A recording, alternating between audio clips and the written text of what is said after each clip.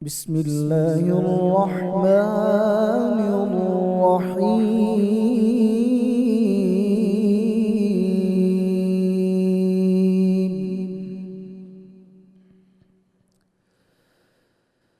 يا نساء النبي لستن كأحد من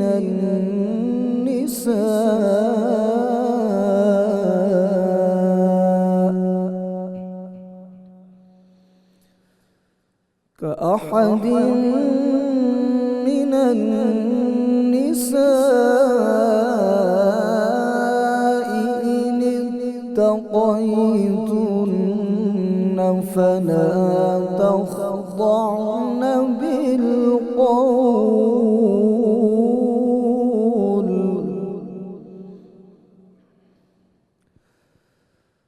فيطمع الذي في قلبه مرض وقلن قولا معروفا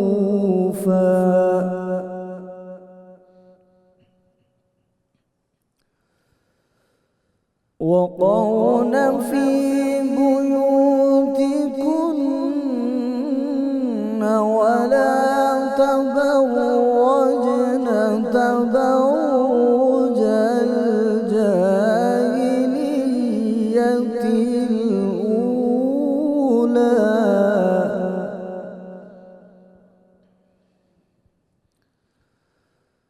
وأقمنا الصلاة وآتينا الزكاة وأطعنا الله ورسوله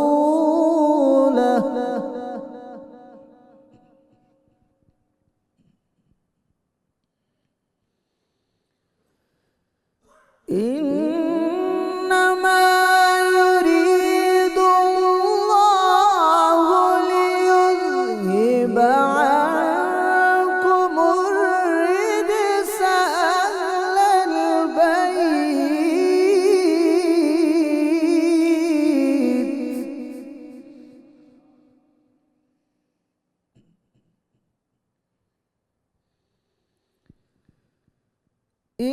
إنما يريد الله ليذهب عنكم الرجس أهل البيت ويطهركم تطهيرا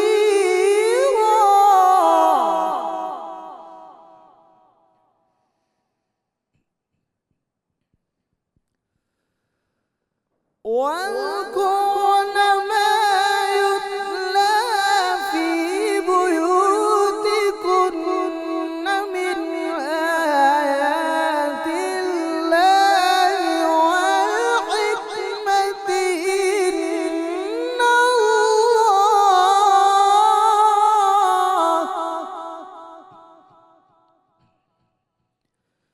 إن الله كان لطيفا خبيرا صدق الله العلي العظيم. ماشاء اللہ جی ماشاء اللہ. ملک معروف قاری جناب قاری حامد رضا سعیدی صاحب تلاوت کلام پاک سے ہمارے قلوب کو منور فرما رہے تھے. الحمدللہ رب العالمین والصلاة والسلام علی سید الانبیاء والمرسلین اللہم صلی علی سیدنا و مولانا محمد وعلی آلہ واصحابہ وبارک وسلم وصلی علیہ. دنیا کے تمام دیکھنے والوں کو، تمام چاہنے والوں کو، تمام پیار کرنے والوں کو اور جہاں جہاں تک اس وقت میری آواز کو سنا اور مجھے دیکھا جا رہا ہے، جنید اقبال کی جانب سے انتہائی محبت کے ساتھ السلام علیکم. ایک بار پھر ناظرین آپ کو رحمت رمضان کی خصوصی براہ راست شریعت میں میں سحری کے اس خوبصورت سے حسین سے موقع پر دل کی گہرائیوں سے خوش آمدید کہتا ہوں. آج انشاءاللہ ہم اپنا 14واں روزہ اختیار کریں گے اور 14ویں سحری ہو جائے گی ناظرین انشاءاللہ. وقت بہت تیزی کے ساتھ گزر رہا ہے اور آلموسٹ اب ہم رمضان کے مڈ میں پہنچ چکے ہیں. بس یہ خیال رکھیے گا کہ اللہ تبارک و تعالیٰ راضی ہونے کو تیار ہے، بندہ راضی ہونے کو تیار نہیں ہے۔ ایسا وقت نہ آ جائے صاحب کہ پھر اس کے بعد بندہ راضی ہونا چاہتا ہو لیکن اللہ راضی ہونے کو تیار نہ ہو۔ لہٰذا یہ جو سانسیں ہیں نا، ان سانسوں سے فائدہ اٹھا لیجئے اور اپنے رب کو راضی کر لیجئے۔ آج میں گزارش کروں گا جو مائیں، بہنیں، بیٹیاں اس وقت ٹیلی ویژن اسکرین کے اس طرف موجود ہیں نا، چاہے وہ پاکستان میں بستے ہیں یا پاکستان سے باہر بستے ہیں، ضرور ہمارے ساتھ جڑے رہیے گا۔ یہ جو دین اسلام کے حوالے سے ایک پرسیپشن ہے نا صاحب، اور چونکہ ظاہر اتفاق ہے کہ یہ تواتر سے اس موضوع پہ بات ہو رہی ہے کہ دین اسلام میں عورت کو مقام نہیں دیا گیا، یا عورت کو کوئی وقت نہیں دی گئی، یا عورت کی کوئی اہمیت نہیں ہے، یا عورت کو کوئی حیثیت نہیں دی گئی۔ ذہن میں رکھیے گا، عورت نام کی کوئی شے سرکار مدینہ صلی اللہ علیہ وآلہ وسلم کی ظاہری بعثت سے پہلے تھی نہیں۔ ایک جنس تھی، ٹھیک ہے، اسے جو ہے وہ ایک جنس سمجھا جاتا تھا، لیکن غلاموں سے بدتر اس کی صورتحال تھی، غلاموں سے بدتر۔ وراثت میں تقسیم ہو جایا کرتی تھی، اس کو زندہ درگور کر دیا جاتا تھا پیدائش کے ساتھ ہی۔ یہ تو میرے آقا و مولا صلی اللہ علیہ وآلہ وسلم کا کرم ہے عورتوں پر کہ جنہوں نے عورت کو بنیادی طور پر عورت بنا دیا، اس کو مقام عطا کر دیا، اور پھر ایسا مقام عطا کیا اسلام نے، ایسا مقام عطا کیا کہ وہ اپنی جگہ انتہائی شاندار بھی ہے، انتہائی بے مثل بھی ہے، اور انتہائی بے مثال بھی ہے۔ اسے کہیں ماں کے روپ میں پرویا، کہیں اس کو بیٹی کے روپ میں پرویا، کہیں اس کو بہو کے روپ میں پرویا، کہیں اس کو بہن کے روپ میں پرویا، اور ہر جگہ تقریم کا، مراتب کا ایک انتہائی کسے کہتے ہیں کہ اہتمام کیا۔ اسی عورت کو ایک سرٹن باؤنڈری میں لبرٹی بھی دی گئی، آزادی بھی دی گئی، اور یہ بتلایا گیا کہ اس سرٹن باؤنڈری کے اندر اگر عورت رہ کے کام کرے تو وہ دنیا میں اور آخرت میں اپنے آپ کو ممتاز کر سکتی ہے۔ لہٰذا آج ناظرین ایک ایسی عظیم المرتبت خاتون کی بارگاہ میں، ایک ایسی عظیم المرتبت ہستی کی بارگاہ میں مل کر ہدیہ عقیدت پیش کرتے ہیں جو سیدنا امام حسن علیہ السلام کی پڑ پوتی ہیں، جو اپنے زمانے کی ایسی مستجاب الدعوات ہستی ہیں جن سے امام محمد بن ادریس شافعی علیہ رحمہ اور حضرت ذوالنون مصری رحمۃ اللہ علیہ جیسی عظیم المرتبت ہستیاں دعائیں کرایا کرتے تھے، اور ان کی دعائیں فوراً ہی اللہ تبارک و تعالیٰ کی بارگاہ میں قبولیت کے منازل طے کیا کرتی تھی۔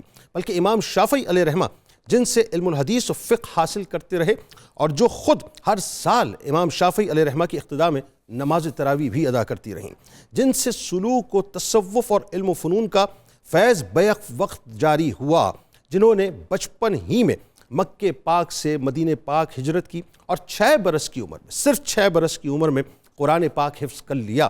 حضرت امام مالک بن انس رحمۃ اللہ علیہ جیسی عظیم المرتبت ہستی سے حدیث اور فقہ کا علم بھی آپ حاصل کرتی رہیں۔ اور ذرا سوچئے صاحب، کیا انعامات کی بارش ہوتی ہوگی کہ مسجد نبوی صلی اللہ علیہ وآلہ وسلم میں ہونے والی علمی اور فقہی مجالس میں آپ باقاعدہ شرکت کیا کرتی تھیں، اور ان علوم سے فیض یاب ہوا کرتی تھیں جن کے بچپن کے ایام کائنات کی سب سے عظیم ترین نورانی مرکز یعنی مسجد نبوی کے آنگن میں گزرے۔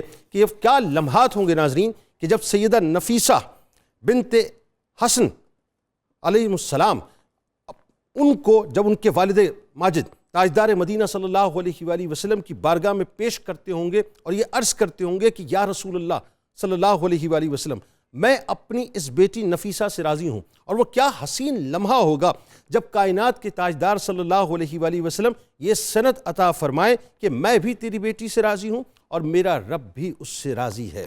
ناظرین کرام، سیدہ نفیسہ سلام اللہ علیہا حسنی گلستان کا وہ خوبصورت، وہ حسین، وہ خوشبودار پھول ہیں جنہیں سرور دو جہاں صلی اللہ علیہ وآلہ وسلم کا لطف و کرم باقاعدہ نصیب ہوا، جن کے مقام و مرتبے کا کیا کہنا کہ جن کا نکاح خود تاجدار کائنات صلی اللہ علیہ وآلہ وسلم نے، یعنی حضرت سیدہ نفیسہ سلام اللہ علیہا کے والد گرامی کے خواب میں تشریف لا کر امام جعفر الصادق علیہ السلام کے شہزادے تاجدار کائنات صلی اللہ علیہ وآلہ وسلم کی شبی اور وقت کے عظیم محدث حضرت اسحاق رضی اللہ تعالی عنہ سے مقرر فرمایا۔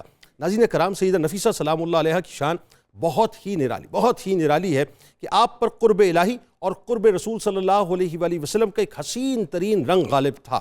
آپ سلام اللہ علیہا کا قلب اطہر ذوق عبادت، محبت الہی، نور ایمان، صدق و یقین سے مکمل طور پہ معمور تھا۔ عبادات، علم و عمل اور طلب معرفت اور رضائے حق اور اطاعت رسول صلی اللہ علیہ وآلہ وسلم آپ سلام اللہ علیہا کی یعنی زندگی کا اوڑھنا بچھونا تھا۔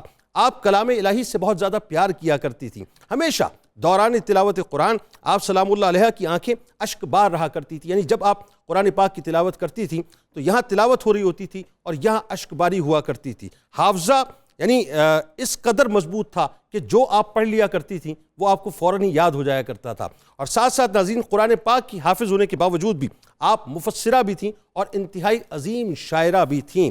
یعنی آپ ذرا تصور کیجئے کہ جن کی عمر کے 40 برس کی راتیں اس کیفیت میں گزری ہوں کہ راتیں صرف اور صرف اپنے رب کی حضوری میں گزرتی ہوں، اور جو اپنے جد کی سنت پر عمل کرتے ہوئے اکثر پیدل حج کرتی ہوں، ان کا مقام اور مرتبہ کیا ہوگا۔ اور پھر تقوی و پرہیزگاری کا ناظرین یہ عالم تھا کہ ساری زندگی سوائے ممنوعہ ایام کے پوری زندگی آپ نے روزوں میں گزاری۔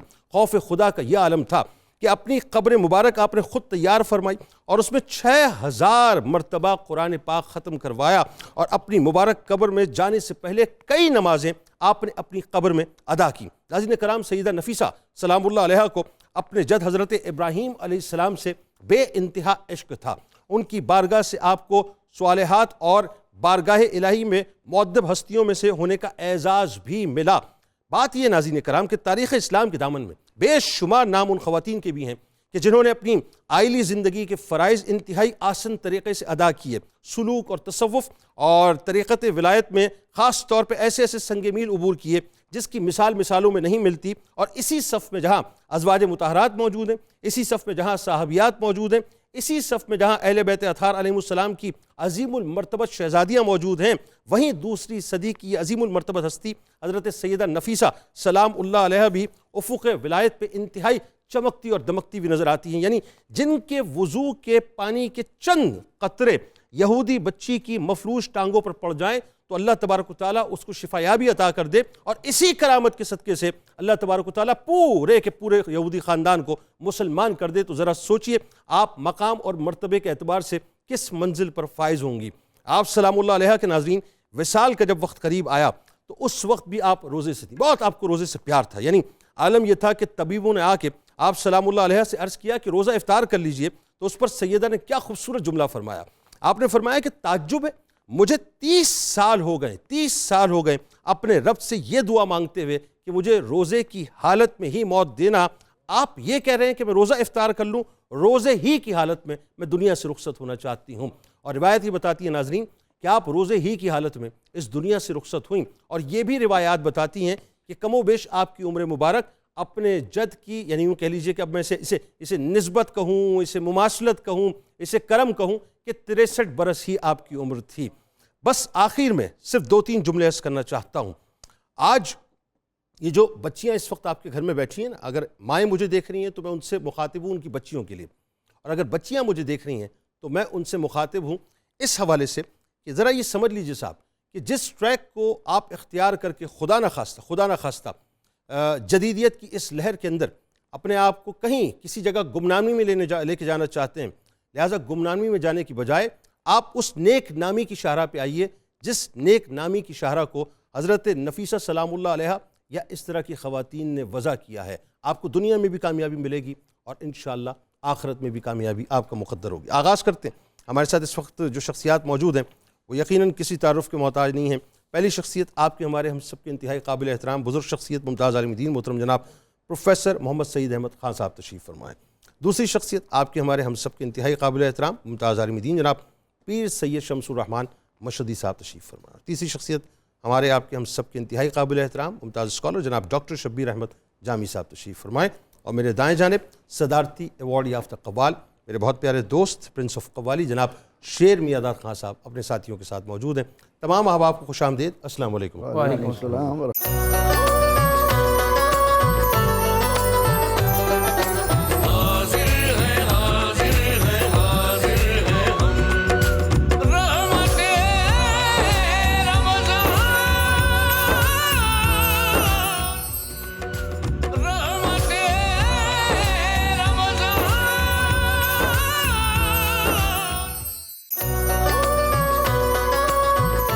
ایک بار پھر ناظرین میں آپ کو خوش آمدید کہتا ہوں۔ کیا پڑھ دیا خان صاحب نے، بس اللہ ان کو جزا دے۔ حضور ایسا کوئی انتظام ہو جائے، سلام کے لیے حاضر غلام ہو جائے۔ ناظرین کرام، رسول کریم صلی اللہ علیہ وآلہ وسلم کی محبت جس کو مل جائے نا، اسے پھر کائنات میں کچھ اور چاہیے نہیں۔ در مصطفیٰ صلی اللہ علیہ وآلہ وسلم پر جس کو با ادب حاضری نصیب ہو جائے نا، پھر اسے کچھ نہیں چاہیے۔ میں نے خان صاحب سے درخواست کی ہے، اور مجھے یقین ہے یہ میری درخواست پہ نظر ثانی فرمائیں گے۔ میں نے ان سے کہا خان صاحب اب بس آپ شہری کے اس پروگرام میں جو ہے نا، اب ہماری آنکھوں کو سرکار کی یاد سے بس نم فرماتے رہیں، ان کی یاد میں ہمیں گم رکھیں۔ ناظرین کرام، اصل تعلق ہی وہی ہے اور کچھ بھی نہیں ہے۔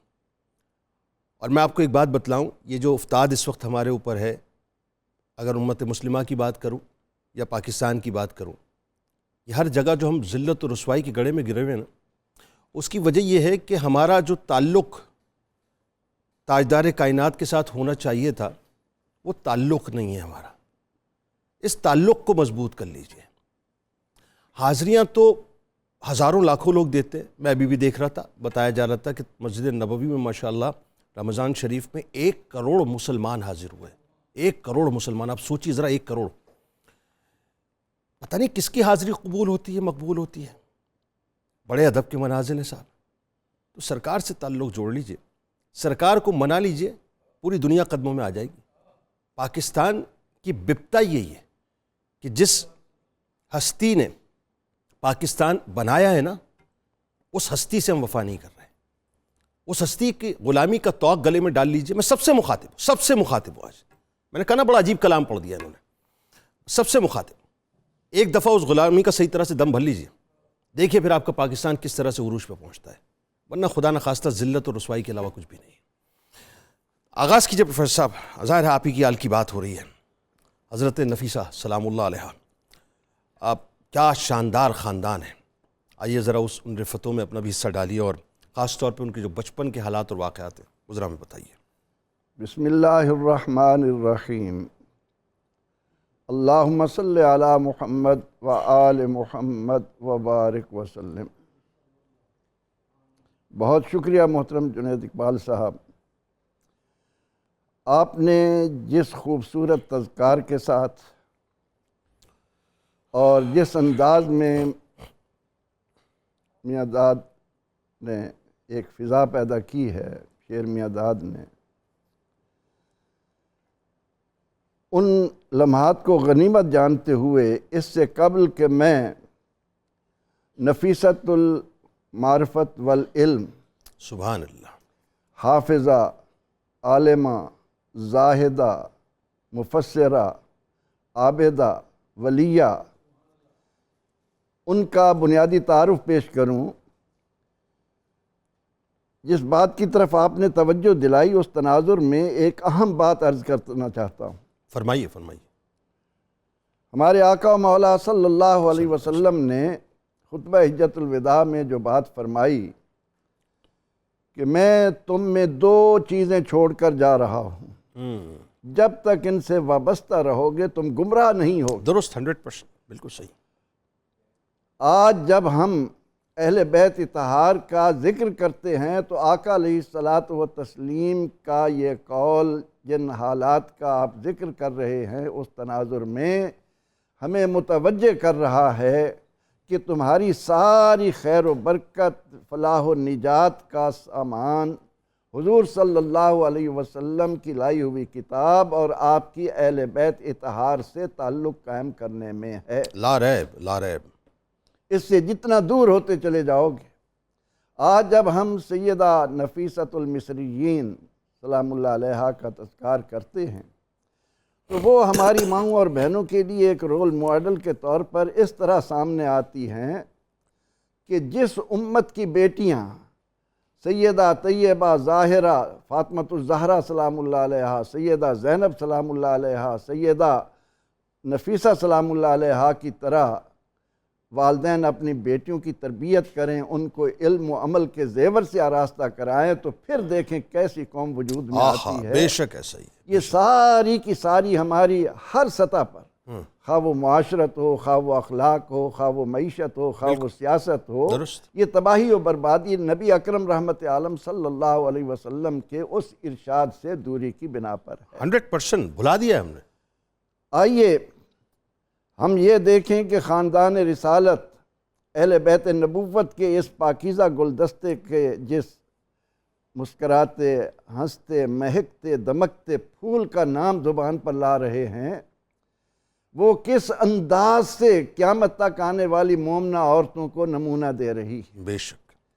ایک تو وہ نسبت بڑی بلند ہے، اللہ، اگر ان کے باپ کے حیثیت سے ہم دیکھیں کہ وہ بیٹی ہیں حسن الانور کی، بیٹی ہیں ام سلمہ زینب کی، پڑپوتی ٹھہرتی ہیں امام حسن کی، اللہ اکبر، درمیان میں زید الابلج، کیا نام ہے! کوئی پڑھ کر تو دیکھے کہ سیدنا حضرت زید بن حسن رضی اللہ عنہ کیسا انسان تھا۔ ہائے ہائے ہائے، کائنات کا حسن دوبالا کرنے میں ان کے خون کا جو ایک حصہ شامل ہے، وہ قیامت تک اہل ایمان کو دعوت دیتا رہے گا کہ آؤ اپنے آپ کو مومن کہلاتے ہو تو مومنانہ کردار کا نمونہ یہ ہے۔ ایسا ہی ایک اور کربلا امام حسن رضی اللہ عنہ سے آگے علی مرتضیٰ، پھر نبی اکرم رحمت عالم صلی اللہ علیہ وسلم، اللہ اکبر، جنید اقبال صاحب، سرور دو جہاں صلی اللہ علیہ وسلم کے لیے اللہ رب العزت نے فرمایا کہ النبی اولا بالمومنین من انفسہم۔ اللہ، وہ جو نبی علیہ الصلاۃ والتسلیم کا مومنوں کے لیے اولا ہونا ہے، اسی خطبہ حجت الوداع کے دوران ہی جب مقام غدیر پر آپ صلی اللہ علیہ وسلم امت کو اہل بیت اطہار کی اہمیت کی طرف متوجہ کرتے ہیں، تو سب سے پہلے صحابہ کرام رضوان اللہ علیہ مجمعین کے جم غفیر میں یہی آیہ کریمہ پڑھتے ہیں کہ النبی اولا بالمومنین من انفسہم۔ پھر فرماتے ہیں کہ اے میرے صحابہ بتاؤ، الستو بمولاکم، کیا میں تمہارا مولا نہیں؟ اللہ، ہم نے اہل بیت اطہار سے تعلق توڑ کر قرآن سے رشتہ الگ کر کے سارے کے سارے دکھ مول لے لیے ہیں۔ سر کھجل ہو رہے ہیں نا، مجھے ورڈ کہنا، کھجل ہو رہے ہیں اسی لیے۔ آج جس ہستی پاک کا ہم نام پاک زبان پر لا رہے ہیں، وہ قیامت تک آنے والی مومنہ عورتوں کے لیے ایک نمونہ ہے۔ بے شک، بے شک، علم بھی ہے، عمل بھی ہے، عمل بھی ہے، علم بھی ہے، زہد بھی ہے، واہ، علم بھی ہے، شوہر کی خدمت گزاری بھی ہے۔ تو آپ کی ولادت مکہ مکرمہ میں 145 ہجری میں ہوتی ہے۔ اس کے بعد جب آپ 5 سال کی ہوئیں تو آپ کے والد کو خلیفہ منصور نے جب مدینہ منورہ کا امیر مقرر کیا، تو پھر وہاں سے آپ اپنے والدین کے ساتھ مدینہ منورہ آ گئیں، اور مدینہ منورہ آنے کے بعد پھر جس انداز سے رسول اللہ صلی اللہ علیہ وسلم کے ساتھ تعلق اور مسجد نبوی سے پھوٹنے والی علم کی کرنوں سے انہوں نے اپنے آپ کو منور کیا، معطر کیا، معمبر کیا، اس کی وجہ سے آج سیدہ نفیسہ سلام اللہ علیہا زندہ ہیں، اور ہر مومنہ مرد، ہر مومنہ عورت کو دعوت دے رہی ہیں کہ دنیا اور آخرت کی کامیابی درکار ہے تو آؤ میری سیرت کا اور مطالعہ۔ کیسی کمال آپ کے والد گرامی جب اپنے جد کی بارگاہ میں لے کے جاتے تھے، وہ بھی ذرا بتائیے گا کس انداز سے، خوبصورتی سے۔ اور پھر حضرت نفیسہ سلام اللہ علیہا کا امام جعفر صادق علیہ السلام کی بہو بننے کا جو بہت ہی حسین واقعہ ہے، اور سرکار مدینہ صلی اللہ علیہ وآلہ وسلم خود اذن فرمائے، اس سے بڑی رفعت اور کیا ہوگی؟ بتائیے ذرا۔ بسم اللہ الرحمن الرحیم، اللہم صلی علی سیدنا محمد وعلی آلہ وعطرتہ بعدد کل معلوم لک، استغفر اللہ الذی لا الہ الا هو الحی القیوم واتوب الیہ۔ جنید بھائی، سعادت مندی ہے کہ ایک مرتبہ پھر اس خاندان عالی شان کی ایک پاکیزہ شخصیت کی بارگاہ میں سلامی کے لیے ہم حاضر ہیں، جن کی تعریف میرا مالک قرآن میں فرماتا ہے۔ بے شک۔ سیدہ نفیسہ سلام اللہ علیہا کے بچپن کے حوالے سے خوبصورت تذکرہ قبلہ پروفیسر صاحب نے چھیڑا۔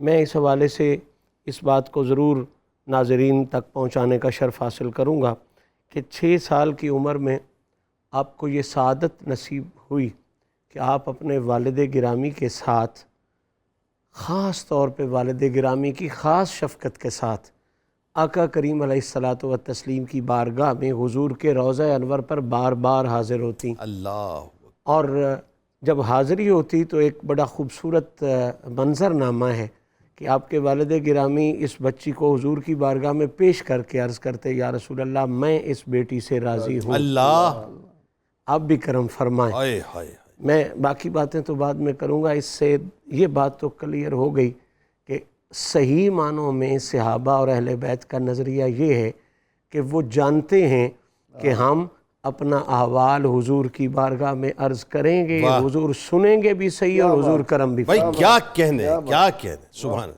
یہ عرض کرتے ہیں اور واپس آ جاتے ہیں، پھر عرض کرتے ہیں۔ آخر پھر ایک دن اس عرض کی قیمت آقا کریم نے ڈالی کہ حضور نے زیارت کروائی اپنے اس پوتے کو، پڑ پوتے کو، اور فرمایا کہ جس طرح تو اپنی بیٹی سے راضی ہے، سن لے میں بھی تیری بیٹی سے راضی ہوں، اللہ اور میری وجہ سے میرا رب بھی تیری بیٹی سے۔ اللہ اللہ اللہ، یہ سلسلہ کوئی چند دنوں تک نہیں رہا، ان کا ربط آقا پاک کی بارگاہ میں بعد از وصال سرکار اسی طرح قائم رہا ہے، اللہ اور اسی کی ایک کڑی پھر سیدہ کے نکاح میں بھی واضح ہوئی ہے۔ امام جعفر صادق کے بیٹے ہیں جناب اسحاق معتمن، انہوں نے آپ کے والد گرامی یعنی سیدہ نفیسہ کے والد گرامی جناب حسن الانور ان کی بارگاہ میں عرض کی کہ جناب میں خواہش مند ہوں کہ جناب نفیسہ کا نکاح میرے ساتھ کیا جائے۔ تو آپ کسی وجہ سے خاموش ہو گئے، جواب نہیں دیا۔ تو اس خاندان کا جو تعلق ہے حضور کے ساتھ اور جو خوبصورت عقیدے کا پیغام ہے، جب نہیں جواب دیا تو یہ اسحاق معتمن امام جعفر صادق کے بیٹے ہیں، یہ حضور کی بارگاہ میں حاضر ہو گئے، آئے ہائے ہائے، اللہ اکبر، اور بالکل اسی کیفیت اور اسی یقین کے ساتھ حاضر ہو کے کہتے ہیں، یا رسول اللہ میں نے عرض کی ہے جناب حسن کی خدمت میں جناب نفیسہ کے لیے، اور میرا اس نکاح میں مطلب صرف یہ تھا کہ وہ عالمہ ہیں، وہ مفسرہ ہیں، وہ دین والی ہیں، اور ان کا کردار بہت اعلیٰ ہے۔ اس سے میری ماؤں، بہنوں، بیٹیوں اور بیٹوں کو بھی خبر جانی چاہیے کہ اصل جو سوچنے والی بات ہوتی ہے نا شادی میں، وہ بیٹیوں کی بہت بڑی نوکری نہیں دیکھنی، ان کا جہیز نہیں دیکھنا، یہ نہیں دیکھنا کہ وہ کتنے بڑے خاندان سے ہیں، کتنی بڑی باپ کی بیٹی یا کتنی پراپرٹی لے کے آئیں گی، یا کتنا مجھے سیٹل ڈاؤن کرنا، دیکھنا یہ ہے کہ اس کا کردار کیسا ہے۔ یہ سوچ اگر بن جائے تو قبلہ کامیابیاں ہمارے راستے میں۔ اور ایک نقطہ اور اس میں سے ذرا واضح کر دیجئے کہ خاندان کے جتنے بچے ہیں سبھی اپنے بزرگ ہی کی بارگاہ میں جا رہے ہیں سارے مسائل کے لیے، اور پھر مزے کی بات یہ ہے کہ سارے اپنے بزرگوں کی بارگاہ میں بھی، اور پھر سب سے بڑے بزرگ کی بارگاہ میں حاضری دے رہے۔ حضور کی خدمت میں عرض کر دی کہ یا رسول اللہ آپ بہتر جانتے ہیں میری نیت یہ تھی، مطلب کوئی دنیاوی طمع لالچ نہیں تھا، میرا مقصد دین تھا۔ تو یہ واپس جاتے ہیں تو آقا کریم اپنے اس بیٹے کی صدا کو بھی توجہ سے نوازتے ہیں، اور جناب حسن جو ان کے والد گرامی ہیں سیدہ نفیسہ، ان کے خواب میں تشریف لا کے فرماتے ہیں، میرا بیٹا یہ میری جو تیری پاکیزہ بیٹی ہے، اس کو میرے اس پاکیزہ بیٹے کے نکاح میں۔ اللہ اکبر۔ تو اس طرح تو ان کا نکاح ہوا۔ میں بڑا خوبصورتی کے ساتھ یہ جملہ ناظرین اور آپ کی نظر کرنا چاہتا ہوں، اس سیدہ کی سلامی بھی اسی بات میں ہے کہ کسی کا نکاح چاچا طے کرتا ہے، کسی کا نکاح بابا طے کرتا ہے، کسی کا نکاح خاندان کا کوئی دادا نانا طے کرتا ہے۔ اس پاک ہستی اور جناب اسحاق کے نکاح کو کن لفظوں سے سلام کروں جن کا نکاح رسول خدا طے فرمایا۔ سبحان اللہ سبحان اللہ۔ اور یہ جو جناب اسحاق ہیں، جس طرح سیدہ نفیسہ کردار میں کمال کی، اسی طرح جناب اسحاق معتمن بھی کردار میں بہت اعلیٰ شخص، اللہ اکبر، امام جعفر صادق کے بیٹے ہیں، امام موسیٰ کاظم کے بھائی ہیں۔ اور عجیب بات ان کی یہ ہے کہ یہ کردار میں، اخلاق میں ایسے تھے کہ لوگ ان کو صورت و سیرت میں شبیہ مصطفیٰ کہتے ہیں۔ سبحان اللہ سبحان اللہ، صورت میں بھی اور سیرت میں بھی شبیہ مصطفیٰ کہتے ہیں۔ اللہ نے ان کو یہ شان دی۔ اور یہ حسنی حسینی ملاپ بھی ہو گیا؟ جی بالکل ہو گیا، یہ حسینی سید ہوئے جی، جناب اسحاق اور مائب صاحبہ جو ہیں وہ حسنی سیدہ ہیں۔ تو یہ اسحاق کا مقام چونکہ آپ نے پوچھا ہے ساتھ میں، اس لیے عرض کر رہا ہوں کہ امام جعفر صادق کے لال ہیں، موسیٰ کاظم کے بھائی ہیں، کردار میں بہت پختہ ہیں، علم میں بہت پختہ ہیں، بہت بڑے بڑے محدثین نے ان سے روایات لی ہیں۔ جناب اسحاق کے حوالے سے یہ بات مشہور ہے کہ ان کا ایک لقب مشہور ہو گیا تھا، اسحاق حزین، غمگین۔ کیوں ہوا تھا کہ وہ ہنستے نہیں تھے۔ اچھا، کسی نے پوچھا کہ حضرت آپ مسکراتے کیوں نہیں، ہنستے کیوں نہیں ہو؟ تو آپ فرماتے تھے کہ جس بندے کو یہ پتہ ہو کہ میں نے رب کی بارگاہ میں حاضر ہونا ہے اللہ اور میں نے پیشی بھگتنی ہے، مجھے بتا وہ ہنس کیسے سکتا؟ اللہ اکبر، یعنی یہاں پر رنگ امام زین العابدین علیہ زہد السلام و تقوی، امام زین العابدین مولا علی کرم، آہا، زہد و تقوی کی حالت ہے، حالانکہ یہ وہ لوگ ہیں جو جنت کے مالک ہیں۔ ایسا ہی ہے، مزے کی بات یہ ہے جو جنت کے سردار ہیں، آہا، جن کے لیے عدت للمتقین، اللہ کہتا ہے میں نے جنت بنائی ان کے لیے اللہ، اور ان کے قریب ہے۔ بوزلفت الجنت للمتقین غیر بعید، ان کے تو بالکل قریب ہے جنت۔ تو یہ لوگ جب زہد و ورع کا یہ لیول رکھیں تو ہمیں بھی سوچنا چاہیے کہ دو نعتیں پڑھ کے نہیں کہنا چاہیے کہ جنت کی اب ضرورت نہیں رہی اور ہم بالکل پاس ہیں، معاذ اللہ اب ہم پاس ہیں، ہمیں کوئی مسئلہ نہیں ہے۔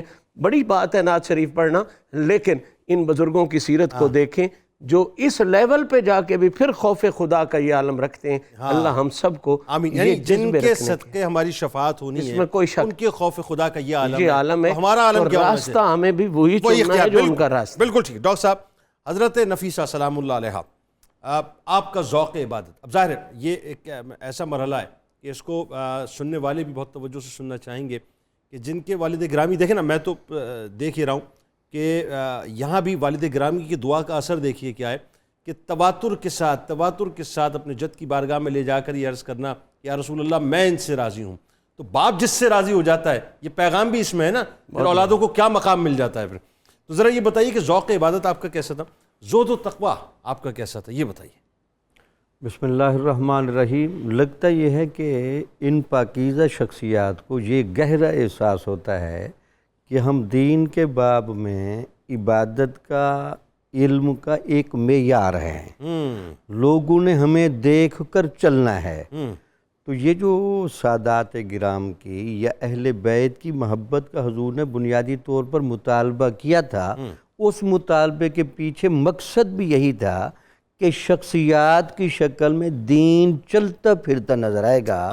تمہیں اگر نظریات پڑھنے میں دقت واقع ہو تو ایسی شخصیات کے دامن سے وابستہ ہو جانا۔ اللہ، اچھا جنید صاحب، یہ ایک بڑی عجیب بات ہے کہ جو ایک طہارت ہوتی ہے نا، نسبی طہارت، حالانکہ ایک طہارت کسبی بھی ہوتی ہے، بالکل ٹھیک ہے، لیکن جن کو نسبی طہارت ملی ہے وہ عبادت کے ساتھ، زہد و تقوی کے ساتھ مناسبت گہری رکھتے ہیں۔ واہ، یہ عبادتیں بنیادی طور پر کیوں رکھی گئی ہے؟ اس کا باقاعدہ کیا فلسفہ ہے؟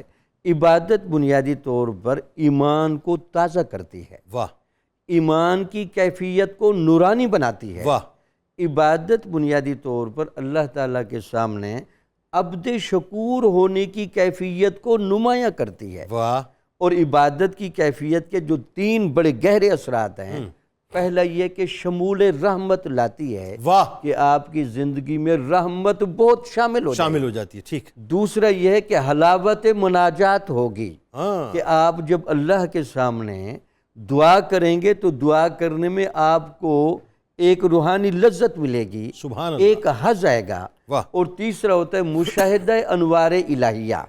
آپ جب کثرت سے عبادت کریں گے تو عبادت آپ کو انوار الہیہ کے مشاہدے کی طرف لے کے جائے گی۔ کیا کہنا، تو اہل بیت کے یہ افراد ہوں اور ان کو یہ لذت نصیب نہ ہو تو یہ تو نہیں ہو سکتا، ہو نہیں سکتا۔ تو اسی معیار پر حضرت نفیسہ سلام اللہ علیہا بھی تھیں۔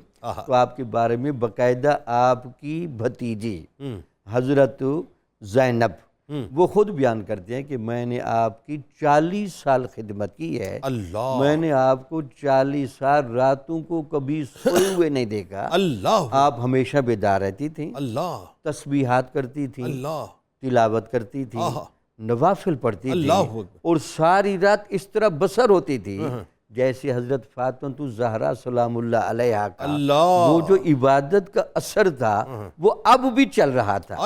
اب آپ کی وساطت سے میں ان تمام خاندانوں کو ایک پیغام دینا چاہتا ہوں جن کو سادات کی لڑی سے آنے کا قیامت تک موقع ملے گا، وہ اپنے جد کی یہ کیفیتیں محفوظ کریں۔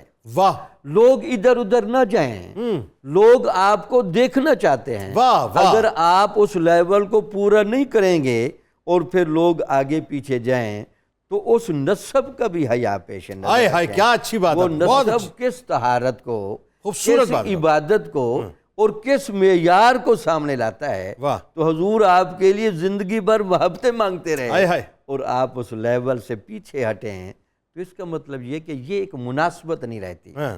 تو پھر آپ کی وہ کہتی ہیں بھتیجی کہ آپ نے 30 پیدل حج کیے.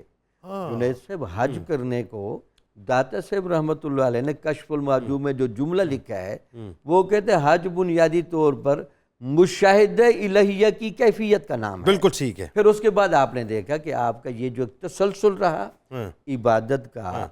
اچھا روزوں سے بڑا آپ کو شغف تھا، یہ بتائیے روزوں سے بڑا شغف تھا؟ روزوں کے ساتھ 30 سال آپ نے باقاعدہ روزے رکھے. اور آپ آخری وقت بھی جب تفصیل سے بات ہوگی اس وقت بھی آپ حالت روزے سے تھی.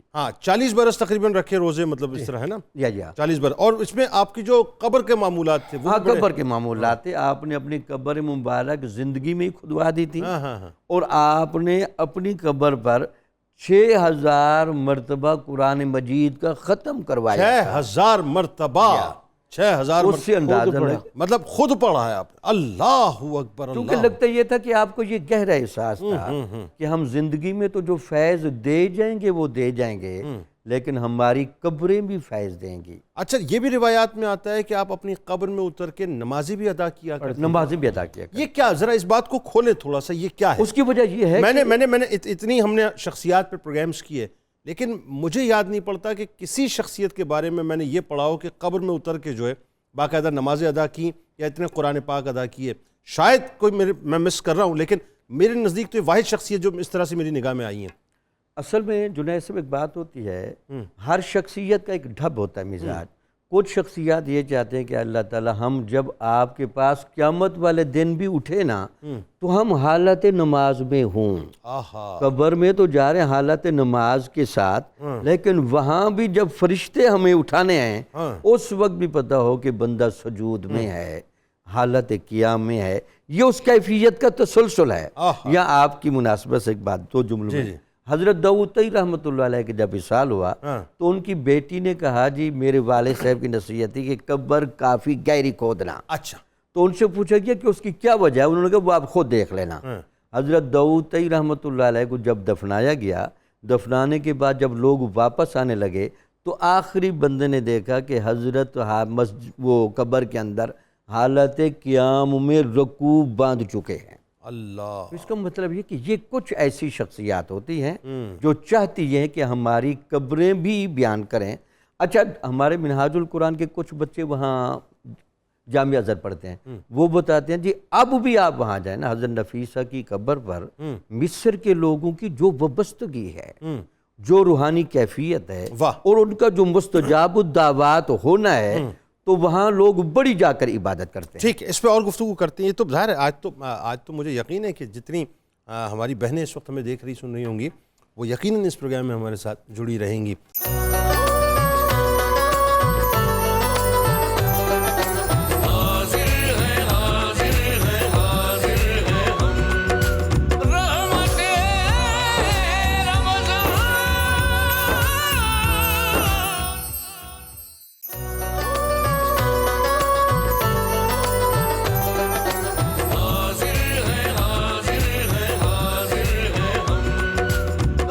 ایک بار پھر میں آپ کو خوش آمدید کہتا ہوں. امام حسن پاک علیہ السلام کی پڑپوتی حضرت نفیسہ سلام اللہ علیہ کی بارگاہ میں ہدیہ عقیدت پیش کر رہے ہیں. بڑی خوبصورت، بڑی پرکیف اس وقت گفتگو ہو رہی ہے اور مجھے یقین ہے کہ آپ لوگ بھی انشاءاللہ ہمارے ساتھ جڑے رہیں گے. بس کچھ لمحوں کے بعد اس محفل کے دروازے آپ کے لیے کھولتے ہیں. دنیا میں کسی بھی ملک، کسی بھی شہر، کسی بھی گھر میں آپ بستے ہوں، بس ایک ٹیلی فون کال کے ذریعے میں جوائن کیجئے. جو سوال کرنا چاہتے ہیں انشاءاللہ اس کا جواب آپ کو ہم پیش کریں گے.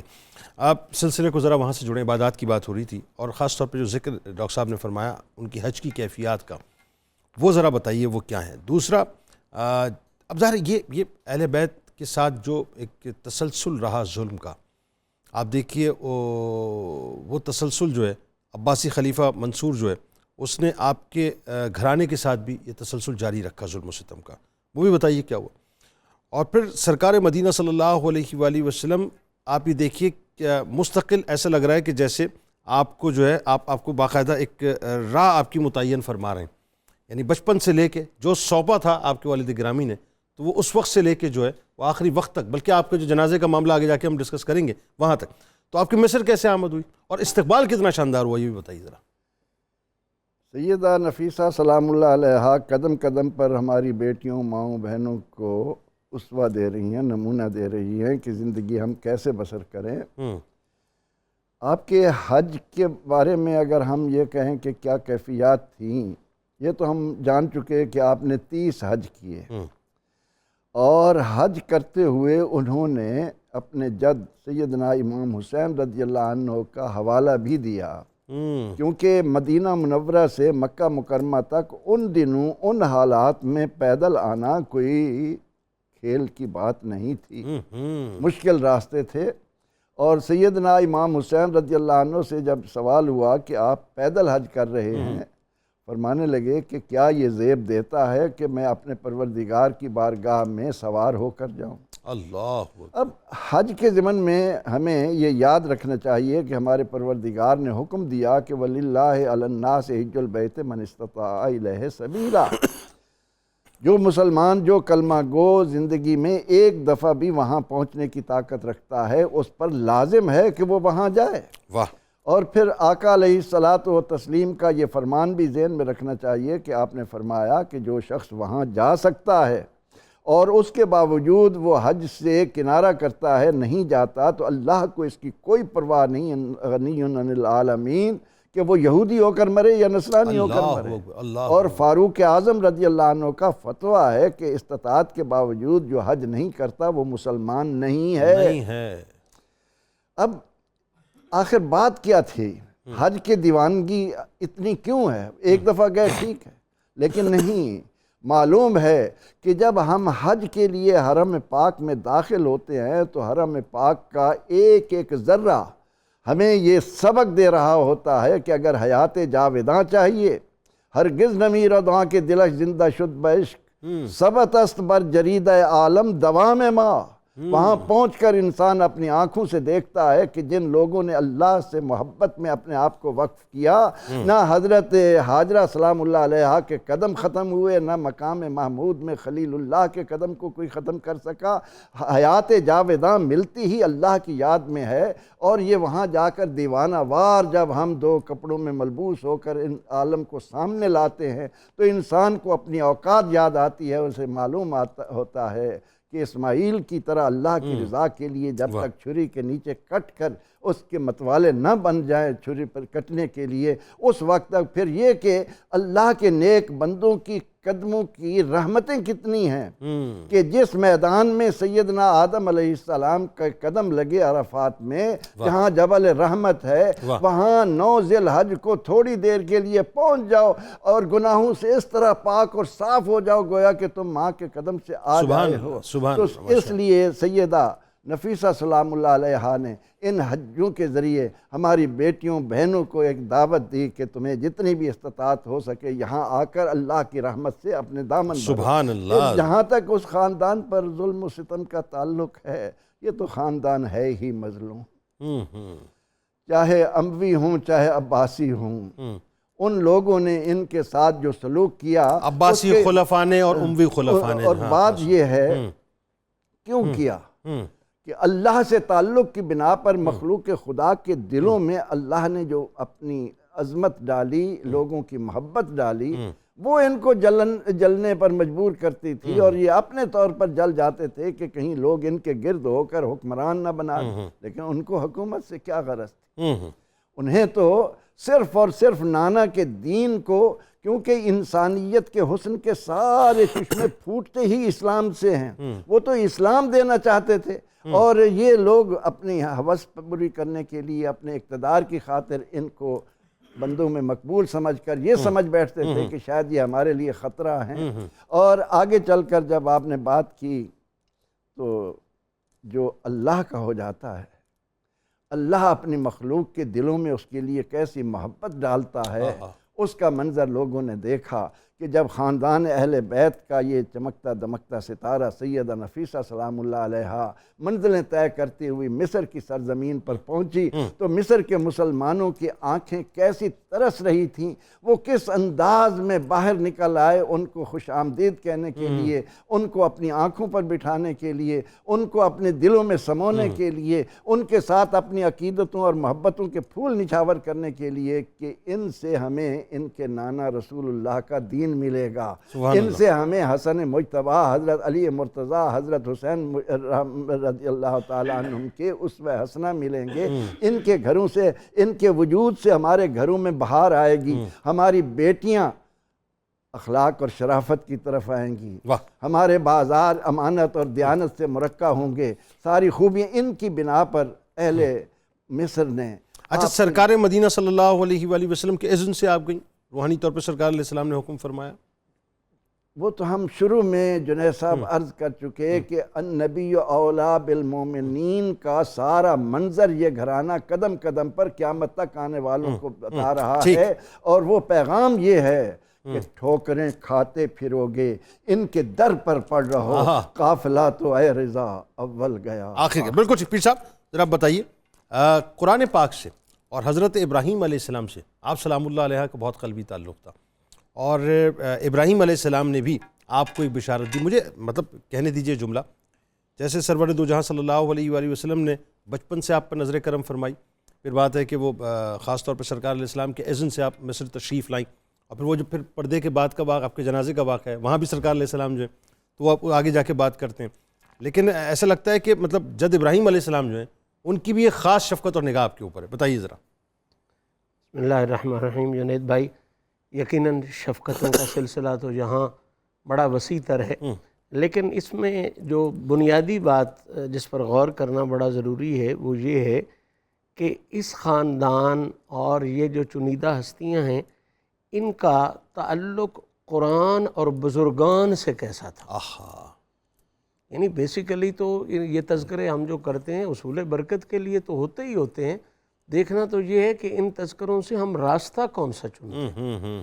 تو سیدہ نفیسہ سلام اللہ علیہا کی سیرت کے حوالے سے نوکری پیش کرتے ہوئے جو دو اگر کہا جائے کہ ان کے پاکیزہ سیرت کو دو نکات کے ساتھ بیان کرو تو بلا شبہ سیدہ نفیسہ سلام اللہ علیہا کی پوری سیرت اگر دو نکات کے ساتھ بیان کرنی ہو تو یہ ہے کہ ان کی سیرت طیبہ قرآن سے جڑی ہوئی تھی اور بزرگان سے جڑی ہوئی تھی۔ واہ واہ واہ، سبحان اللہ۔ قرآن مجید کے ساتھ تعلق بنانا اور اتنا مضبوط تعلق بنانا یہ اللہ کی خاص عطا ہوتی ہے۔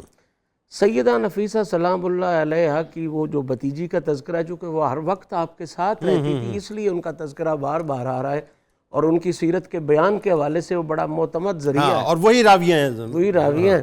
وہ فرماتی ہیں کہ آپ کی زندگی کا ہر لمحہ اگر کہا جائے تو یہ مبالغہ نہیں ہے کہ وہ قرآن کی محبت میں گزرا ہے۔ اللہ، ہر لمحہ قرآن کے ساتھ تعلق، قرآن فہمی، قرآن سمجھنا، قرآن سمجھانا، قرآن کی تلاوت کرنی، اور پھر ایک ہوتی ہے تلاوت، ایک ہوتی ہے اس تلاوت کو دل پہ اتارنا، اس کے اثرات لے آنا وجود پر۔ تو سیدہ نفیسہ سلام اللہ علیہا کی سیرت یہ ہے کہ قرآن کی تلاوت بھی کرتی تھی اور جیسی آیات ہوتی ویسی کیفیات بھی ساتھ میں آتی، مفسرہ بھی تھی، مفسرہ تو تھی ہی تھی، وہ عملاً جو آیات ڈر آتی تھی وہاں آپ کی طبیعت میں وہی کیفیات آ جاتی تھی۔ واہ واہ، اسی طرح جو آخرت کے حوالے سے وہی کیفیات آ جاتے، رونا مستقل جاری رہتا۔ تو قرآن کے ساتھ تعلق آپ کا ایسا تھا، ہر وقت قرآن مجید کے ساتھ جڑے رہنا، لفظوں کے ساتھ بھی، اور عجیب بات یہ سوچنے والی ہے کہ صرف لفظوں کے ساتھ نہیں، قرآن کے دیے ہوئے پیغام کے ساتھ بھی، معنوں کے ساتھ، یعنی کردار بھی قرآن کے مطابق بنایا۔ واہ واہ واہ۔ اور دوسری چیز بزرگان سے تعلق، اور بزرگوں میں خاص طور پہ جناب ابراہیم علیہ السلام کے ساتھ آپ کا قلبی لگاؤ تھا۔ آپ کے بارے میں آتا ہے کہ آپ ہمیشہ یہ دعا کیا کرتی تھی کہ یا اللہ مجھے جناب ابراہیم علیہ السلام کی زیارت نصیب فرما، سبحان اللہ، جد اعلیٰ کی، جو میرے بھی جد اعلیٰ ہیں اور میرے جد اعلیٰ آقا کریم کے بھی جد اعلیٰ۔ تو اب ویسے تو جو روحانی کیفیات خوابوں میں ہوتی رہیں وہ تو اللہ جانے اور اللہ کا حبیب جانے اور وہ پاک ہستی جانے۔ ایک ظاہری واقعہ بھی ایسا ہوا کہ جب آپ مصر کی طرف تشریف لے جا رہی تھیں تو یہ شام میں جناب ابراہیم کے قبر انور کے پاس حاضر ہوئیں ٹھیک، اور وہاں قرآن مجید کی تلاوت کی، سورہ ابراہیم پڑھی اور اس کیفیت کے ساتھ دعا مانگی اور یہ سوال کیا صاحب قبر سے اللہ کہ پہلے تو میری روح آپ کی خدمت میں حاضر ہوتی تھی، اب میں روح اور جسم دونوں کے ساتھ آپ کی خدمت میں اب حاضر ہوں، نفیسہ بنفس نفیس جو ہے بنفس نفیس آئیے، اور نفیس عرض یہ کرتی ہے کہ آپ بھی بنفس نفیس اسے زیارت ہائے ہائے ہائے ہائے، یہی تو لذت یہ جو بنفس نفیس آئی ہے اور بنفس نفیس زیارت کرنی چاہتی ہے، تو اس موقع پر جناب ابراہیم علیہ السلام نے کرم فرمایا اپنی اس پوتی پر کہ آپ ظاہری طور پہ زیارت کروائی، اور ظاہری طور پر زیارت کروائی اور مبارک بھی دی کہ تو نیک بچی ہے، تو باقیات میں سے ہے، صالحات میں سے ہے، اور میں تجھ سے خوش ہوں۔ اور پھر یہ دعا انہوں نے عرض کی کہ جد اعلیٰ کی خدمت میں کہ حضور میرے لیے دعا کریں کہ میرا رب مجھ سے راضی ہو جائے۔ ہائے ہائے ہائے، کیا خوبصورت کیفیات۔ تو حضرت ابراہیم نے کہا بیٹی مبارک ہو، تیرا رب تجھ سے راضی ہے، اور میں بھی کسی لمحے تجھے اپنی دعاؤں میں بھولنے نہیں دوں گا، میں آخری لمحات میں بھی تجھے اپنے جو آخرت کے لمحات ہیں ان میں بھی تجھے یاد رکھوں گا۔ یہاں جنید صاحب یہ صرف کہانی سنانا مقصود نہیں، اصل میں پیغام دینا مقصود ہے کہ جناب نفیسہ کا مزار پر جا کے یہ عرض کرنا کہ مجھے زیارت کروائیں، یہ کیا پیغام دے رہا ہے کہ ہمارے اسلاف جو تھے نا ان کے نظریات یہ تھے کہ وہ جانتے تھے کہ ہر قبر والا ایک جیسے نہیں ہوتے، وہ جانتے تھے کہ کچھ قبروں والے ایسے ہوتے ہیں جنہیں اللہ نے کمال کی زندگی دی ہوتی ہے، اور انہیں یہ کہا جا سکتا ہے کہ ہمیں خواب میں نہیں، ہمیں بنفس نفیس بھی زیارت کروائیں، اور اللہ کے جو خاص بندے ہوتے ہیں انہیں قبروں کے اندر اللہ بے مثل زندگیاں عطا کرتا ہے۔ جناب ابراہیم علیہ السلام نے زیارت کروا کے یہ ثابت کر دیا۔ تو یہ مناظر سارے جو چیز بیان کر رہے ہیں وہ یہ ہے۔ اچھا ایک بات اور، سورہ مزمل آپ نے عطا فرمائی، سوری وہ میں بھول گیا کہ آپ یہ سورہ مبارکہ اکثر تلاوت کرتی تھی، تو آپ نے یہ حکم فرمایا کہ بیٹی آج کے بعد تو سورہ مزمل کی تلاوت کیا کر۔ بیٹیوں کے لیے کتنا پیارا۔ اس کے پیچھے راز کیا ہے؟ اس کے پیچھے راز ہے کہ سورہ مزمل میں جو تقوی کی اور جو الگ تھلگ ہونے کی اور جو پردوں کی معاملات ہیں نا جی، وہ بڑے کمال کے ہیں۔ آج بھی اگر کوئی بہن بیٹی سورہ مزمل پڑھتی ہے اور اس سے وہ فیض لیتی ہے تو اس کے کردار میں وہ پختگی آتی ہے کہ جس کی حد ہی کوئی نہیں۔ تو ہماری ماؤں بہنوں بیٹیوں بلکہ افراد کے لیے بھی ضرور گزارش ہے، ہمارے سلاسل میں تو باقاعدہ سلسلہ طریقت میں کہا جاتا ہے کہ سورہ مزمل کا وظیفہ کیا کرو۔ اب ہم بد قسمت ہے کہ ہم نے وظیفے کو صرف یہ سمجھ لیا ہے کہ منہ کے ساتھ پڑھا کرو، یہ ہماری بد نصیبی ہے۔ پڑھا جاتا ہے، اب بھی لوگ پڑھتے ہیں اور سلسلے کے سارے لوگ پڑھتے ہیں، لیکن صرف اس لیے پڑھ لیتے ہیں کہ اس کی برکت ہوگی یا اس کے ساتھ رزق میں اضافہ ہوگا، یہ نہیں سوچتے کہ یہ تو ہو ہی گا، اصل میں تو اس کے پیغام کو سمجھنے کی بھی بڑی ضرورت ہے۔ تو سورہ مزمل بہت کمال کا وظیفہ ہے، کیونکہ جناب ابراہیم علیہ السلام نے اپنی پیاری بیٹی اور پیاری شہزادی جناب نفیسہ کو دیا ہے، تو بہنیں بیٹیاں اس کو پڑھیں اور اس کے پیغام کو بھی سمجھیں۔ واہ کیا بات ہے، کیا خوبصورت بات ہے ڈاکٹر صاحب۔ اچھا اب ذرا یہ بتائیے، یہاں تک تو بات ظاہر ہے سمجھ آئی لوگوں کو کہ آپ کا ایک بڑا قلبی تعلق علم کے ساتھ، آپ کا بڑا قلبی تعلق عبادات کے ساتھ، آپ کا بڑا قلبی تعلق روزوں کے ساتھ، آپ کا بڑا قلبی تعلق حج کے ساتھ، آپ کا بڑا قلبی تعلق قرآن پاک کے ساتھ، آپ کا بڑا قلبی تعلق بزرگوں کے ساتھ، ٹھیک ہے۔ اب یہ جو یعنی اس شخصیت کے اندر جو اتنا سب کچھ ہمیں ملتا ہے، تو اس کے بعد اللہ تبارک و تعالیٰ جو ہے پھر بات ہے وہ زبان بھی عطا کر دیتا ہے کہ یہاں دست مبارک بلند ہوتے ہیں اور وہاں جو ہیں دعائیں قبول ہوتی ہیں، نگاہ پڑتی ہے اور لوگوں کی تقدیر بدلتی ہے۔ تو آپ کی کرامات کے بارے میں بتائیے، خاص طور پہ جو غیر مسلم آپ کی وجہ سے داخل اسلام ہوئے، بتائیے ذرا۔ بسم اللہ الرحمن الرحیم۔ آپ کی کرامات کا باقاعدہ تذکرہ کرنے سے پہلے میں ذرا تصور کرامات کے بارے میں دو جملے کہہ لوں۔ اللہ تعالیٰ نے قرآن مجید میں ارشاد فرمایا وَمَن يَتَّقِ اللَّهَ يَجْعَلْ لَهُ مَخْرَجًا وَيَرْزُقْهُ مِنْ حَيْثُ لَا يَحْتَسِبُ۔ جو بندہ صحیح معنی میں متقی ہو گیا، اللہ تعالیٰ اس کو ہر مشکل سے نکالے گا، سبحان اللہ، اور اس کو وہاں سے رزق دے گا جس کا وہم و گمان بھی نہیں ہوگا۔ اللہ اپنا جنید صاحب، رزق کا ایک معنی تصرف بھی کیا گیا ہے کہ اللہ تعالیٰ اس بندے کو تصرف کی طاقت بھی دے گا۔ واہ، تو یہ کرامت بنیادی طور پر حضور نبی اکرم صلی اللہ علیہ وسلم کے معجزے کا عکس ہوتا ہے۔ جو اللہ تعالیٰ متقی اور ان صالحین کے ہاتھوں پر ظاہر کرتا ہے، اللہ اکبر، تاکہ اس بات کو دکھایا جا سکے کہ جس کے ہاتھ پر ایک ہونا کام ہو رہا ہے، اس بندے کا اللہ اور اس کے نبی کے ساتھ خاص تعلق ہے۔ سبحان اللہ۔ تو یہ جو کرامت تھی تو یہ قیامت تک چلنی ہے۔ تو آپ پر بھی کرامات کا ظہور بہت کثرت کے ساتھ اس لیے تھا کہ آپ تو ویسے بھی اس نسل پاک سے ہیں، پھر اس کے علاوہ تقوی اور طہارت کا اور قرآن کا اتنا شغف، تو یہ تو نور علی نوری کیفیت لگتی ہے۔ واہ واہ، تو پھر آپ جب کرامت کی طرف آپ دیکھیں، آپ کی سب سے بڑی کرامت ہمیشہ یاد رکھیں جنید صاحب، ایک ہوتی ہے کرامت حسی، ایک ہوتی ہے کرامت معنوی۔ تو کرامت حسی بھی یہ لوگ دکھاتے ہیں اور ان کی کرامت معنوی بھی دکھاتے ہیں، واہ، اور ساتھ ان کی حق پر جو استقامت ہوتی ہے نا، واہ، یہ اصل کرامت ہوتی کیا ہے کہنے، جو دیکھی جاتی ہے۔ کیا کہنے، تو آپ کی یہاں بنیادی طور پر ذرا حسی کرامات کی بات ہو رہی ہے کہ آپ وضو فرما رہی تھی تو ایک یہودی خاندان کی عورت آ کر اپنی مفلوج بچی ان کے ہاں بٹھا کے چلی گئی۔ ٹھیک، تو آپ ہمیشہ یاد رکھیں، یہ خاندان ہمیشہ لجپال ہوتے ہیں، جہاں کسی کو ٹھکانہ نہ ملے یہاں مل جاتا ہے۔ واہ واہ واہ، یعنی ایک غیر مسلم بھی اپنی وہ بچی جو مفلوج ہے، اس کو پتا ہے کہ کوئی حفاظت نہیں کر سکتا، یہاں حفاظت ہو جائے گی۔ کیا کہنے، کیا کہنے، آپ جب وضو کر کے آئیں تو آپ نے دیکھا کہ پوچھا یہ کون ہے، تو انہوں نے کہا جی اس خاندان کی کوئی عورت ہے، وہ اپنی بچی بٹھا گئی ہیں، ان کی کرم کی صورت دیکھیں، کسی نے کوئی التجا نہیں کی۔ آپ کے ہاتھوں پر جو پانی کے وہ قطرے ہیں وضو والے، وہ اس کی ٹانگوں پر آپ تھوڑا سا چھڑکتی ہیں۔ تو میں کہتا ہوں وہ ٹانگوں پر نہیں چھڑک رہی تھی، وہ دل اور روح پر بھی چھڑک رہی تھی۔ کیا تو کہنے، وہ بچی تھوڑی سی کیفیت اس پر طاری ہوئی اور بالکل صحیح سالم ہو کر وہ بیٹھ گئی سبحان اللہ، اور چلنے پھرنے لگی۔ جب اس کی والدہ اپنے کام سے فارغ ہو کر آئی تو بڑی حیران ہوئی بھی اس کو کیا ہوا۔ تو آپ کی جو خادمات تھیں تو انہوں نے بتایا کہ ہماری بڑی بی بی نے یہ کام کیا کہ وضو کے چند قطرے ڈالے ہیں۔ تو انہوں نے کہا اچھا مسلمانوں کے ہاں اتنی برکتیں ہیں کہ ہم تو اس مذہب سے اور برکت سے اتنا دور ہیں۔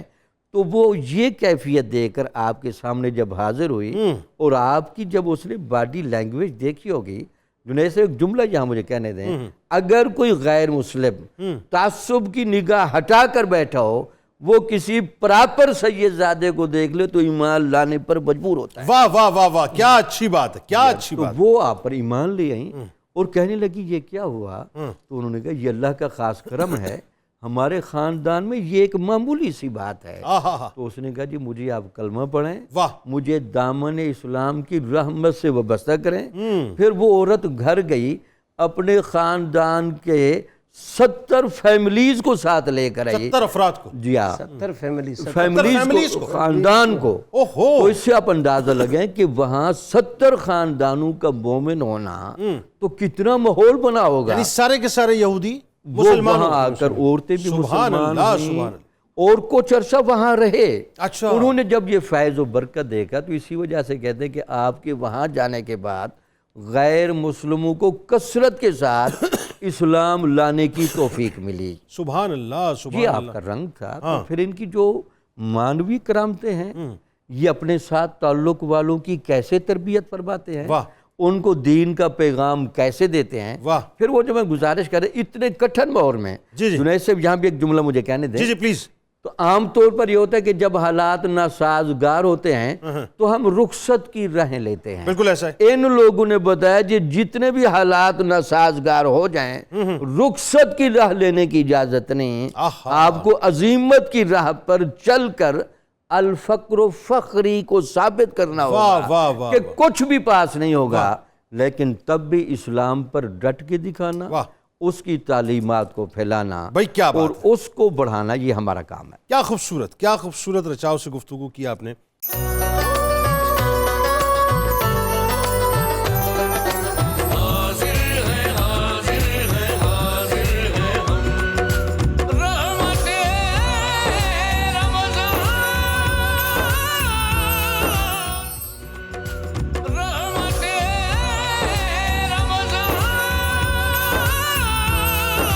تو جناب ایک بار پھر آپ کو خوش آمدید، اور بہت خوبصورت، بڑی پرکیف، بڑی یوں کہیے کہ اپنا ایک خاص ایمانی لطافت سے بھرپور اس وقت جو ہے وہ یہ ٹرانسمیشن جاری و ساری ہے. اور مجھے یقین ہے کہ جس طرح سے ہم یہاں سیٹ پر بیٹھ کے ایک لطف کا سا سما محسوس کر رہے ہیں، تو مجھے یہ یقین ہے کہ آپ بھی اسی انداز سے ہمارے ساتھ انگیج ہوں گے. ناظرین کرام، یہ ذکر پاک کی ہی برکتیں ہوتی ہیں اور کچھ بھی نہیں. بس یہ اللہ تبارک و تعالیٰ نے ان اذکار کے اندر وہ حلاوتیں، وہ رفتیں اور وہ راحتیں رکھی ہیں کہ جس کا ہم تصور بھی نہیں کر سکتے. ہاں لیکن ایک بات ضرور ہے، وہ یہ کہ ہمیں جو ہمارے دل کی کھڑکی ہے نا، اس کھڑکی کو مکمل کھولنا پڑتا ہے. جب آپ اس کھڑکی کو مکمل طور پہ کھول لیتے ہیں نا اور اپنے دل کی تار کو چھوڑ دیتے ہیں کہ اب اللہ کے سپرد کر دیں کہ بس وہ جو چاہے اس تار کو جس انداز سے چاہے کنیکٹ کر دے، تو پھر آپ کو یقین مانیے جب وہ کنیکشن مل جاتا ہے نا، پھر آپ کو پتہ چلتا ہے کہ ان کا کتنا کرم ہے جن کا ذکر پاک آپ کرتے ہیں. تو مجھے یقین ہے کہ اس وقت یقیناً مائیں بہنیں ہمارے ساتھ موجود ہوں گی، اور آئیے سلسلے کو وہیں سے جوڑ لیتے ہیں. اب آئیے ذرا حضرت نفیسہ سلام اللہ علیہ کا تذکرہ پاک ہو رہا ہے، اور کیا ڈائیورس شخصیت ماشاءاللہ. اللہ تعالیٰ نے آپ کو کتنے کمالات، کتنے فضائل، کتنی خوبیوں سے نوازا، جو اس دور میں خواتین کے لیے سمجھنا پڑھنا بہت ضروری ہے. ورنہ کہاں صاحب لوگ بتاتے ہی نہیں حضرت نفیسہ کے بارے میں سلام اللہ علیہ. علمی مقام و مرتبہ آپ کا وہ بھی بتائیے ذرا. سیدہ نفیسہ سلام اللہ علیہ جیسا کہ ہم ذکر کرتے چلے آئے ہیں، تو یہ تو گھرانہ ہی باب العلم کا ہے. ہاں بالکل ٹھیک. اس گھرانے سے بڑھ کر کون جانے گا کہ علم اور جہل، نور اور ظلمت برابر نہیں ہو سکتی. لا یستوی الذین یعلمون والذین لا یعلمون. بے شک. تو آپ جب اپنے والد ماجد کے ہمراہ مدینہ منورہ تشریف لائی ہیں، اور اس وقت مسجد نبوی میں صرف یہ نہیں کہ امام مالک رحمۃ اللہ علیہ کی علمی مجلسیں ہیں، بلکہ جہاں جہاں تھیں ان چشموں سے اس انداز سے سیراب ہوئی کہ انہوں نے اپنے آپ کو علمی مقام میں اتنا بلند کر لیا کہ امام شافعی رحمۃ اللہ علیہ جیسے خوشہ چینی کے لیے ان کی طرف جائیں. یہ کیسی بات ہے؟ یعنی جن کو آج دنیا جانتی ہے کہ امام شافعی رحمۃ اللہ تعالی علیہ علمی میدان میں کتنے بلند ہیں، اور جن کے پاس وہ خوشک چینی کرنے جا رہے ہوں گے، ان کا علمی مقام کیا ہوگا؟ جو شوافے کے امام ہیں، شوافے کے امام ہیں، وہ یہاں کے طالب علم ہیں، وہ اہل بیت کے گھرانے سے جو ہے فیضیاب ہو رہے ہیں. اہل بیت کے گھرانے میں وہ طالب علم نظر آتے ہیں. تو سیدہ حضرت نفیسہ سلام اللہ علیہ نے نہ صرف یہ کہ اپنے آپ کو علم کے زیور سے مرصع و مرقع کیا، بلکہ عورتوں کے اندر ایسا جذبہ پیدا کیا کہ جب آپ مکہ مدینہ منورہ سے مصر تشریف لاتی ہیں اور وہاں پر آپ نے جو علمی مجلس کو وسعت دی، اس ضمن میں مورخ لکھتے ہیں کہ سب سے پہلے آپ آئیں تاجر جمال الدین بن عبداللہ بن جساس کے مکان پر. ٹھیک. اس قدر عورتیں علم لینے، آپ کی صحبت سے فیض آنے اتنی کثرت سے آئیں کہ وہ تنگ پڑ گیا. اس کے بعد آپ منتقل ہوئی، کچھ ماہ بعد ام ہانی کے ہاں گئیں. اچھا. اب یہ گنجان محلے تھے اور مکانات اتنے زیادہ وسیع نہیں تھے. اب ام ہانی کے ہاں بھی علم کی طلب میں لوگ آپ سے کسب فیض کرنے کے لیے، علم لینے کے لیے اتنی بڑی تعداد میں آ رہے ہیں کہ وہ جگہ بھی تنگ پڑ گئی. اچھا. اس کے بعد آپ گئی ہیں ابو سریہ ایوب بن صابر کے گھر. وہ گھر ان سے بڑا تھا، لیکن علمی پیاس بجھانے کے لیے جس طرح لوگ امٹ کر اس شہزادی کے پاس تشریف لا رہے تھے، وہ بھی تنگ پڑ گیا. آخر کار حاکم کو کہا گیا کہ جی کہیں ایسا، کیونکہ ان دنوں آپ نے یہ ارادہ کر لیا کہ میری وجہ سے یہاں کے لوگ تنگ ہو رہے ہیں، ان کو جو میرے اہتمام ہوتا ہے میرے پاس، تو آپ نے ارادہ کر لیا کہ واپس چلی جائیں. لیکن لوگ مل کر حاکم کے پاس گئے. اچھا. کہ آپ کی ذمہ داری ہے، آپ نے شہر کی ضرورتوں کا خیال رکھنا ہے.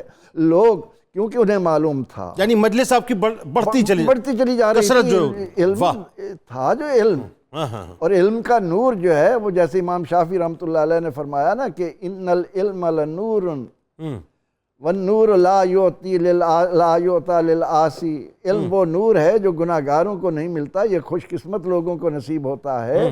پھر اہل مصر اس پر اتنے خوش ہو رہے تھے کہ جب ہماری بچیاں اس طرح علم کے زیور سے آراستہ و پیراستہ ہوں گی تو کیسی آگے نسل وجود میں آئے گی.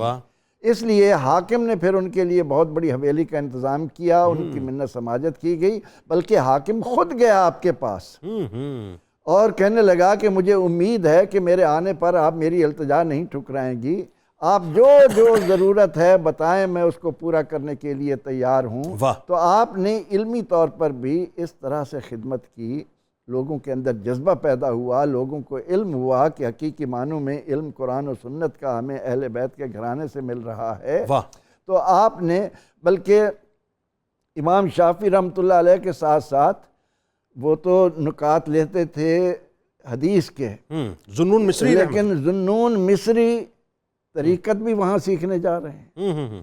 میں نے ابتدا میں عرض کیا نا کہ آپ نفیست المعرفت والعلم ہیں، معرفت بھی یہاں ہے، علم بھی یہاں ہے، جی۔ اور اس وجہ سے سیدہ حضرت نفیسہ سلام اللہ علیہ نے علمی طور پر مصر کے اندر جو ایک رنگ جمایا، اس کی وجہ سے مصر میں اتنی بڑی عورتوں کی یونیورسٹی قائم ہوئی جس سے لوگ فیض یاب ہوتے رہے۔ تو آپ نے اپنی زندگی میں علم کے نور کو پھیلا کر آنے والی قیامت تک کی بچیوں کو، ماؤں کو پیغام دیا کہ یہ ہے وہ علم جس کی روشنی میں ہم ایک اچھی نسل دنیا کو دے سکتے ہیں۔ اور آج جو ہمارے کانوں میں یہ بات پڑتی ہے، لوگ کہتے ہیں کہ جو ہمیں اچھی مائیں دیں اور اچھی امت، اچھی قوم لے لیں، تو سیدہ نفیسہ سلام اللہ علیہ نے اپنے علم، اپنے عمل سے دنیا کو بتایا کہ امت مصطفیٰ صلی اللہ علیہ وسلم کا تو سارا شرف ہی علم کی بدولت ہے۔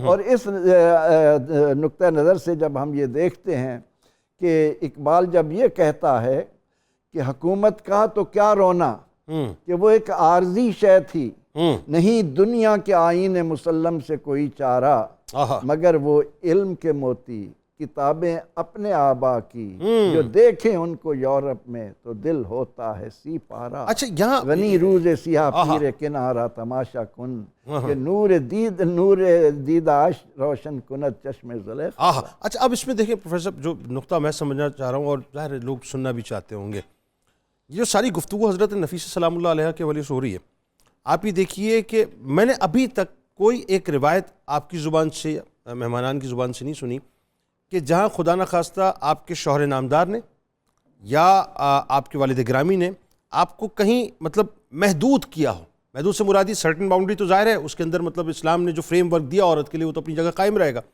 لیکن آپ کو ایکسپلور ہونے کا پورا موقع ملا اور آپ نے باقاعدہ امت کی خدمت کی، فرنٹ لائنر بن کے۔ یہ ایک بہت بڑا کردار ہے اللہ رب عورت کا۔ العزت نے اس گھرانے کو یہ شرف دیا۔ آپ کی شادی جس انداز سے رسول اللہ صلی اللہ علیہ وسلم کے ارشاد کے مطابق ہوئی، اللہ نے قاسم اور زینب جیسے آپ کو بیٹا اور بیٹی بھی عطا کیے، سارا نظام، اور اس کے باوجود وہ خاندان سمجھتا تھا کہ ہم جس امانت کے اٹھائے ہوئے ہیں، حامل ہیں، ہماری ذمہ داری بنتی ہے کہ ہمارے گھر کا ہر فرد دنیا کے اندر، کیونکہ انہیں معلوم تھا کہ نبی اکرم رحمت عالم صلی اللہ علیہ وسلم نے علم کے صرف یہ نہیں فرمایا کہ طالب العلم فریضۃ علی کل مسلم و مسلمہ، کہ ہر مسلمان مرد اور عورت پر، بلکہ آپ نے فرمایا کہ اطلب العلم من المہد الی اللحد، گود سے گور تک علم کی طلب میں لگے رہو۔ علم ہی تو ہے۔ آج جن قوموں کو اس بات کی سمجھ آئی، انہوں نے علم کو اہمیت دی، وہ اوج ثریا پر گئے، ظاہری طور پر کتنی ترقیوں پر گئے، لیکن ہم نے علم سے کنارہ کشی کی۔ ہم نکالی کے سوا اپنے آباء و اجداد کے دیے ہوئے اس علم کو، اس نور کو سنبھال نہ سکے، اس کی طرف توجہ نہیں ہے۔ تو آج بھی ہمیں اگر علمی میدان میں اپنی درست لائن اختیار کر لی جائے تو ہم حقیقی معنوں میں دنیا کے اقوام میں امت کا بالکل ٹھیک۔ اچھا، اب ذرا پیر صاحب یہ بتائیے، آپ سلام اللہ علیہ، ظاہر ہے آپ کے شاگردوں کی بھی تھوڑی بات کرتے ہیں اور جو اسٹوڈنٹس تھے آپ کے، ان کے بارے میں ضرور بتائیے، لیکن خاص طور پہ آپ ہمیں بتائیے کہ امام شافعی علیہ رحمہ اور ذوالنون مصری رحمۃ اللہ علیہ سے جو آپ سلام اللہ علیہ کا ایک روحانی بھی جو تعلق تھا وہ ضرور بتائیے۔ بسم اللہ الرحمن الرحیم۔ جنید بھائی، یہ ایک مسلمہ اصول ہے، انبریکیبل لا ہے، اور بڑا یہ پکی اور ٹھکی بات ہے کہ کسی بھی استاد کی عظمت کا پتہ چلانا ہو نا تو اس کے شاگردوں سے پتہ چلتا ہے۔ اس کا شاگرد آپ دیکھیں گے تو پتہ چلے گا کہ استاد کتنا بڑا ہے۔ واہ۔ اسی طرح تربیت یافتہ لوگوں کو دیکھ کے پتہ چلتا ہے کہ اس کا مربی کتنا بڑا ہے۔ واہ۔ عزت صحابہ کے لیے جب ہم بات کرتے ہیں نا جناب، تو اس میں یہ بیسک ریزن ہوتی ہے کہ ہم لوگوں کو دکھاتے ہیں کہ جن کا پڑھا ہوا ابو بکر صدیق بنتا ہے، واہ، جن کا تربیت یافتہ فاروق اعظم واہ واہ سبحان اللہ، جن کا بنایا ہوا سجایا ہوا ذوالنورین بنتا ہے، واہ واہ واہ اور جن کا پوری طرح سنوارا ہوا حیدر کرار واہ بنتا واہ ہے۔ واہ واہ سبحان اللہ، اندازہ کرو یہ شان ہے خدمتگاروں کی، سرکار کا عالم کیا ہو؟ سرکار کا عالم واہ کیا ہو؟ واہ واہ کیا کہنا، تو قبلہ شاگردوں سے ہی اندازہ ہو جاتا ہے کہ استاد استاد کیا ہے، کیسا واہ ہوگا۔ کیا اچھی تمید ہے۔ حضرت مولا علی کے بارے میں جب وہ بات آئی کہ یہودیوں نے سازش کر کے کوئی گروہ پیدا کیا کہ علم نہیں تھا معاذ اللہ نبی پاک کے پاس، تو حضرت مولا علی نے منبر کوفہ پہ چڑھ کے اعلان کیا تھا کہ آؤ جو پوچھنا چاہتے ہو مجھ سے پوچھو، میں بتاؤں گا۔ میں محمد نہیں، انا عبد عباد محمد، میں محمد کے غلاموں کا غلام ہوں۔ ہائے ہائے تمہیں پتہ چلے جب اس کے غلام کے علم کا تم مقابلہ نہیں کر سکتے، نبیوں کے امام کے علم کا واہ کیسا؟ واہ واہ واہ، تو قبلہ یہ ایک اصول ہے، یہ ضابطہ ہے۔ سیدہ نفیسہ کی باقی عظمتوں کے تذکرے کے ساتھ ساتھ یہ بات بھی ہونی چاہیے کہ ان کے شاگرد کون سے ہیں، واہ پھر آپ کو اندازہ ہوگا کہ جن کے شاگرد ایسے ہوں گے وہ استاذہ کیسے۔ ہاں ہاں ہاں ہاں اب بہت بڑا نام ہاں فقہ کے حوالے سے امام شافعی کا۔ ہاں بالکل ٹھیک ہے، امام شافعی اس عظیم ترین شخصیت کا نام ہے کہ جس کو کائنات علم جھک کر سلام کرتے، واہ واہ، ذہانت کا شہنشاہ، علمیت کا ہاں شہنشاہ، حافظے کے شہنشاہ، حافظے کے شہنشاہ، اور پھر نظم و نثر میں کمال اللہ تعالیٰ نے ملکہ دیا۔ ایسے ہی ائمہ باقی بھی بڑے علم میں ہیں، لیکن چونکہ بولنے کے دو لہجے ہوتے ہیں نا، ایک نظم ہوتی ہے اور ایک نثر ہوتی ہے۔ امام شافعی کو یہ اعزاز حاصل ہے کہ انہیں دونوں لہجے نصیب تھے، واہ نظم بھی تھی، نثر۔ آپ کے بڑے معروف اشعار موجود ہیں، اور خاص طور پر پھر حب اہل بیت کے لیے جو ان کے ایسے ہی، اشعار ہیں ایسے وہ ہی، تو ضرب المثل ایسے ہے، ہی ایسے ہی ایسے ہی، یعنی وہ فکرہ ہی جو ان کا ہے کمال کا کہ لوگوں اہل بیت کی عزت کو تم کیا جانو، کہ یہ تو وہ ہیں کہ جب تک ان پر درود نہ بھیجا جائے نماز ہی قبول نہیں نماز ہوتی، ہائے ہائے ہائے، نماز مکمل واہ نہیں۔ کیا کیا خوبصورت حقائق آپ نے بیان فرمائے۔ امام شافعی جب مصر آئے تو چونکہ سیدہ کا وہاں قیام تھا تو ان کا یہ معمول تھا کہ یہ روزانہ سیدہ کی بارگاہ میں حاضر ہوتے سبحان اللہ، اور وہاں سے علم حدیث حاصل کرتے، علم فقہ کی رہنمائی حاصل کرتے، اور پھر وہ آگے پھیلایا کرتے تھے۔ یعنی سیدہ زہرا اور مولا علی کا فیضان اس سیدہ کی بارگاہ سے حاصل کر کے جہان کو پہنچایا کرتے۔ واہ تو شاگردی بھی ایسی، اب پھر شاگردی کے ساتھ ساتھ اگر میں کہوں کہ مرشدہ بھی انہیں مانتے تھے تو اس میں بھی قطعاً کوئی بالکل مبالغہ نہیں، ایسا ہی ہے، کیونکہ زندگی بھر آپ کا یہ معمول بھی رہا کہ جب بھی کبھی کوئی تکلیف آتی تھی تو اور کچھ نہیں کرتے تھے، فوراً بندہ بھیجتے تھے سیدہ کی بارگاہ میں کہ جا کے عرض کرو کہ شافی کو یہ تکلیف ہے، ہائے ہائے دعا تو فرما، میرے لیے دعا فرما۔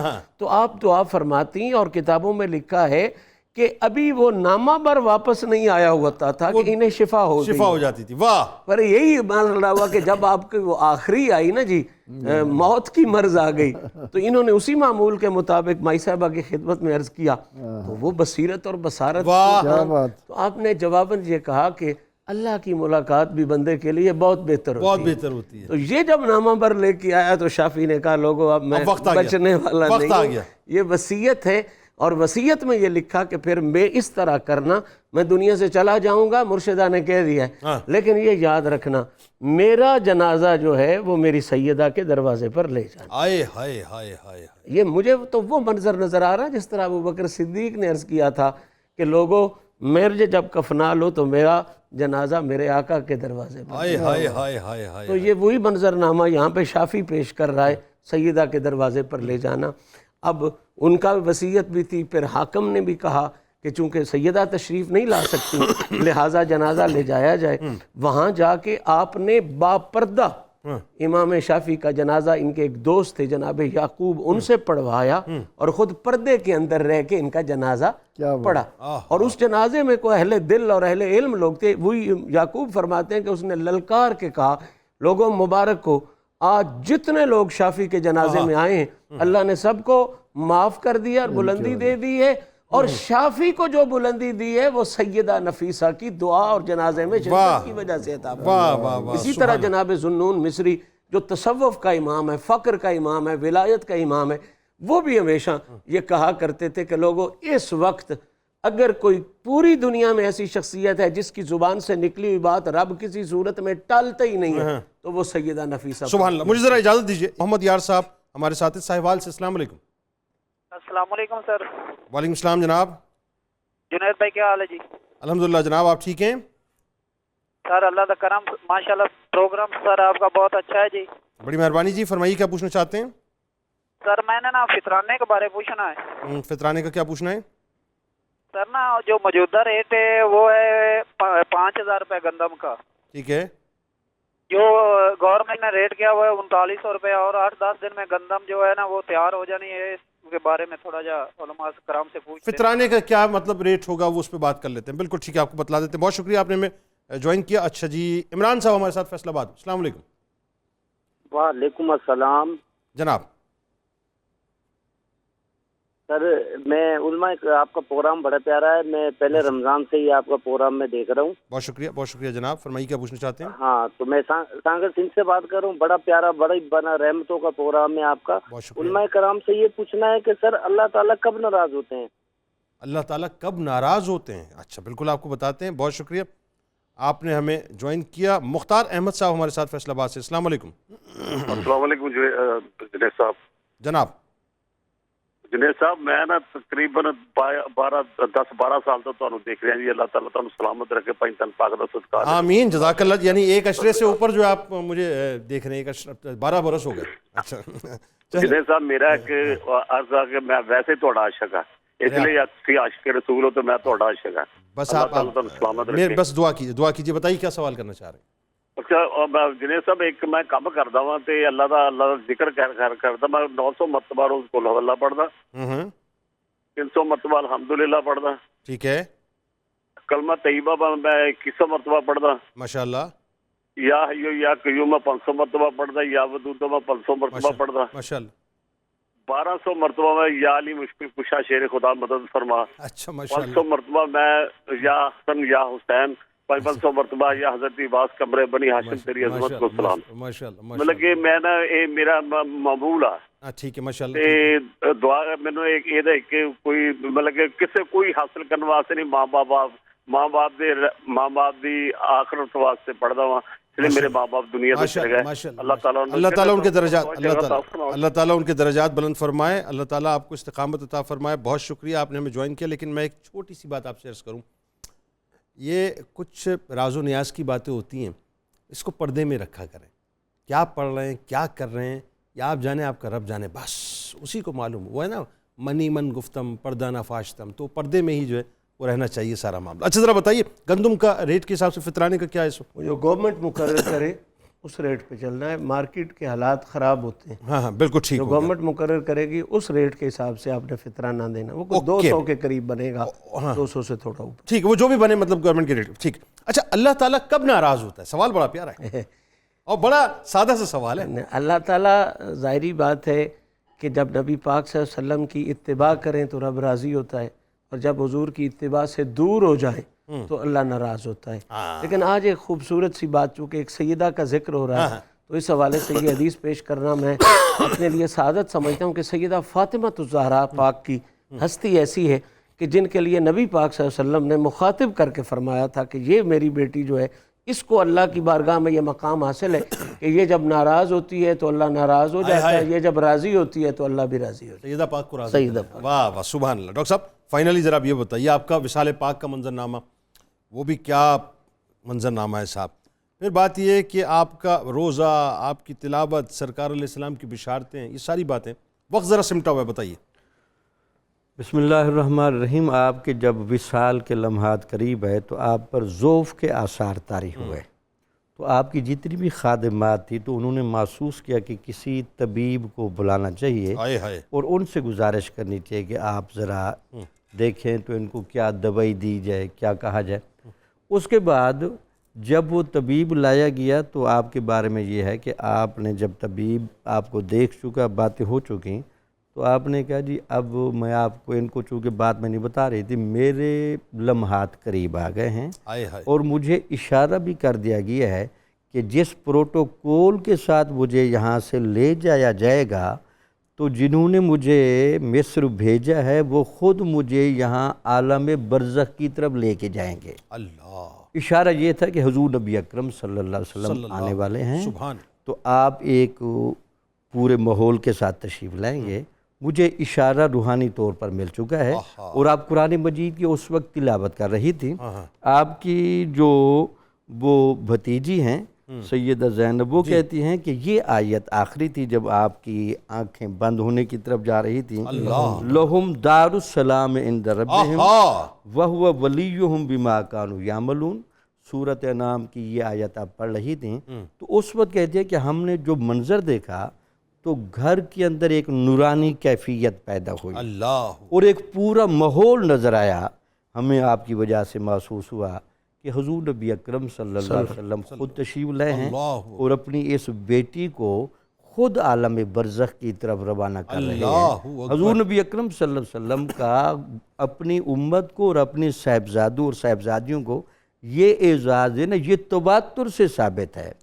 حضرت ذوالنون مصری رحمۃ اللہ علیہ جن کا حوالہ دیا گیا، ان کے بارے میں داتا صاحب نے کشف الموضوع میں لکھا ہے کہ جس رات آپ فوت ہوئے 70 اولیاء نے حضور نبی اکرم صلی اللہ علیہ وسلم کو دیکھا، یا رسول اللہ اتنا آپ کی کرم فرمائی کی وجہ، تو آپ نے کہا کہ آج میرا بیٹا ذوالنون مصری دنیا سے جا رہا ہے، میں اس کے جنازے کے لیے آیا ہوں۔ ذوالنون مصری جو آپ سے جن کے قدموں میں جا کر بیٹھے، ان کا مقام کیا ہوگا؟ ان کا مقام، اللہ، تو یہ وہ کیفیت تھی۔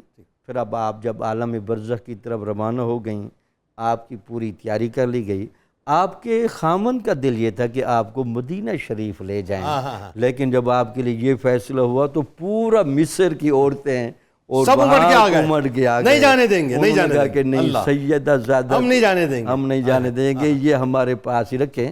حضور نبی اکرم صلی اللہ علیہ وسلم نے خواب میں آ کر آپ کے وہ زوج کو، شوہر کو کہا کہ ان کو یہیں مصر میں رکھا جائے تاکہ اہل بیت کا فیض یہاں مصر کی سرزمین کو ملتا رہے۔ کیا بات ہے، بہت تو شکریہ۔ یہی وجہ ہے کہ اہل بیت کا چونکہ وہاں بڑا فیض ہے، اب بھی حسن عقیدہ اور صحیح لوگ مصر میں آپ کو کثرت کے ساتھ۔ بہت شکریہ ڈاکٹر صاحب، بہت خوبصورت گفتگو۔ ناظرین، وقت سمٹ گیا اور ایک مختصر سا وقفہ ہے، وقفے کے بعد لوٹیں گے، لیکن آپ نے کہیں نہیں جانا کیونکہ ابھی خان صاحب سے ہم نے مجموعہ کلام آپ کو سنوانا ہے۔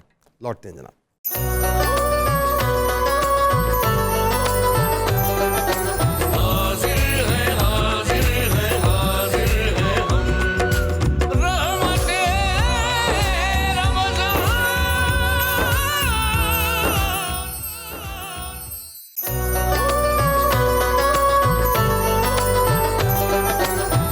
جناب ایک بار پھر میں آپ کو خوش آمدید کہتا ہوں۔ حضرت نفیسہ سلام اللہ علیہا جو پڑھ پوتی ہیں امام حسن پاک علیہ السلام کی، ان کی ظاہر سیرت پاک کے حوالے سے ناظرین گفتگو ہو رہی تھی۔ میں چاہتا ہوں پروفیسر صاحب کہ یہ جو پوری گفتگو ابھی ہم نے کی ہے، اتنے سارے پہلو حضرت نفیسہ سلام اللہ علیہا کی ہستی میں، اور فائنلی جب آپ نے پردہ فرمایا تو وہ جو کیفیات ہیں پردہ فرمانے کی، آخری اوقات کی، بالکل آخری لمحات کی، اس پہ تھوڑی سی گفتگو کیجئے کہ اس میں کیا دروس ہیں خواتین کے لیے۔ سیدہ نفیسہ سلام اللہ علیہا اس دنیا سے جا رہی ہیں، اور طبیب آپ کو دیکھنے کے بعد کہتا ہے کہ آپ کو روزہ چھوڑ دینا چاہیے۔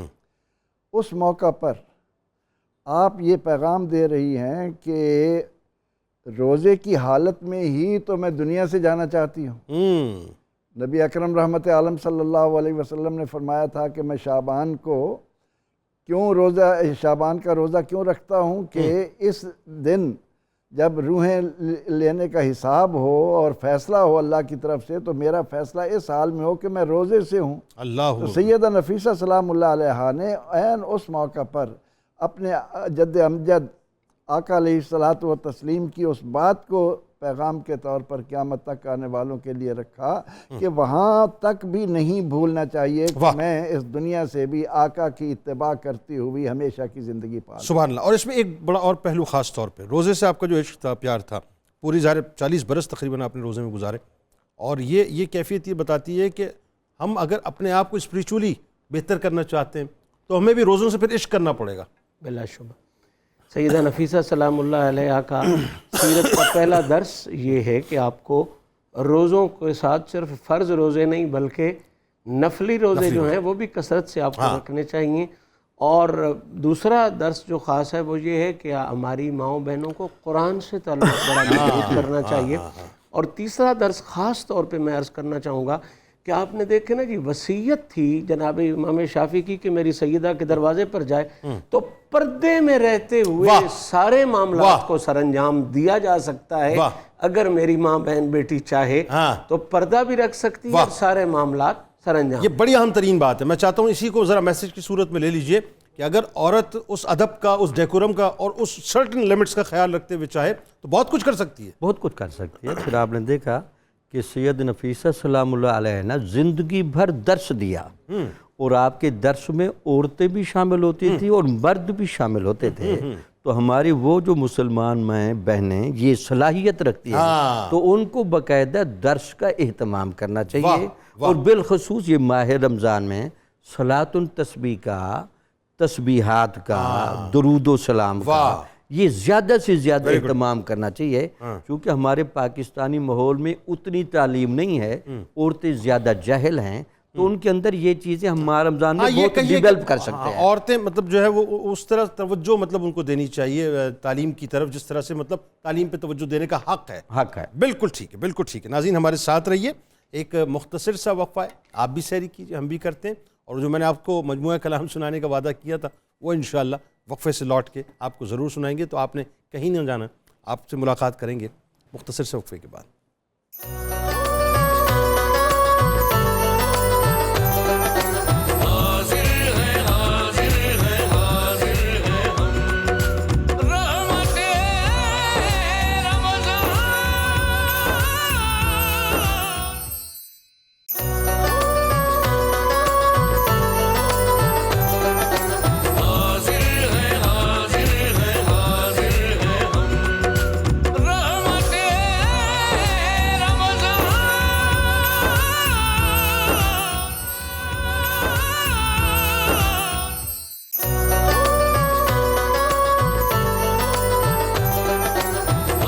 جناب خوش آمدید. اور آئیے قصص الانبیاء کا آغاز کرتے ہیں. اور آج حضرت یونس علیہ السلام کا ذکر ہوگا.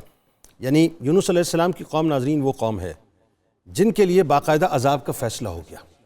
اور کیا شاندار توبہ کی اس قوم نے کہ اللہ تبارک و تعالیٰ نے عذاب کے فیصلے کو ٹال دیا اور ان پر اپنا کرم کر دیا. اور پھر وہ جو بڑا ایک ایسا واقعہ کہ یونس علیہ السلام مچھلی کے پیٹ میں تشریف لے گئے، مچھلی نے آپ کو نقصان بھی نہیں پہنچایا اور پھر آپ واپس تشریف لے آئے.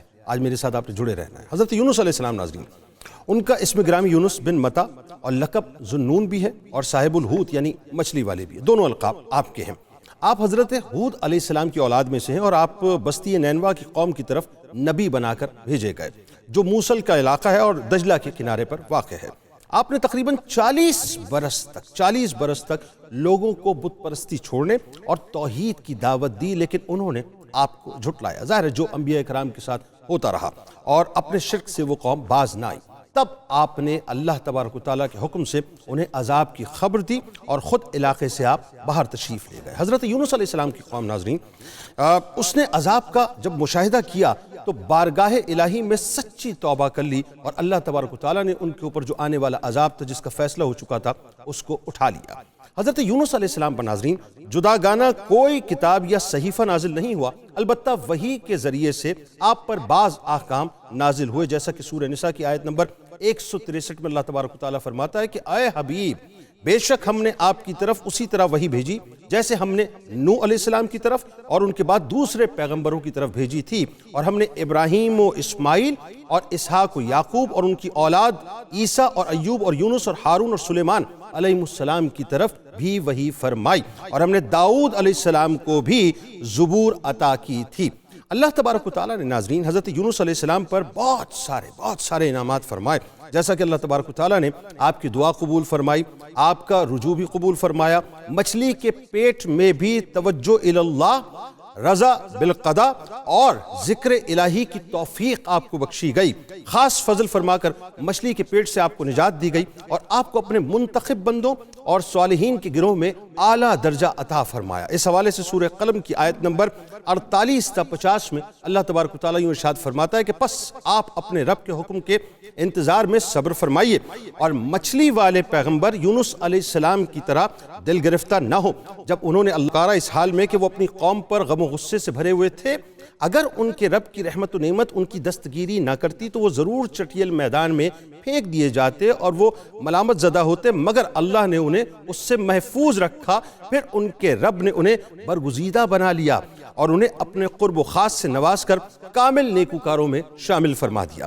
حضرت یونس علیہ السلام کی قوم ناظرین موصل کے علاقے نینوا میں رہتی تھی اور کفر و شرک میں بے انتہا مبتلا تھی، اور کفر و شرک میں مبتلا ہونے کی وجہ سے ظاہر ہے گناہوں کے دلدل کے اندر پھنسی ہوئی تھی. اللہ تبارک و تعالیٰ نے ان کو گناہوں کی دلدل سے نکالنے کے لیے حضرت یونس علیہ السلام کو ان کی طرف رسول بنا کر بھیجا.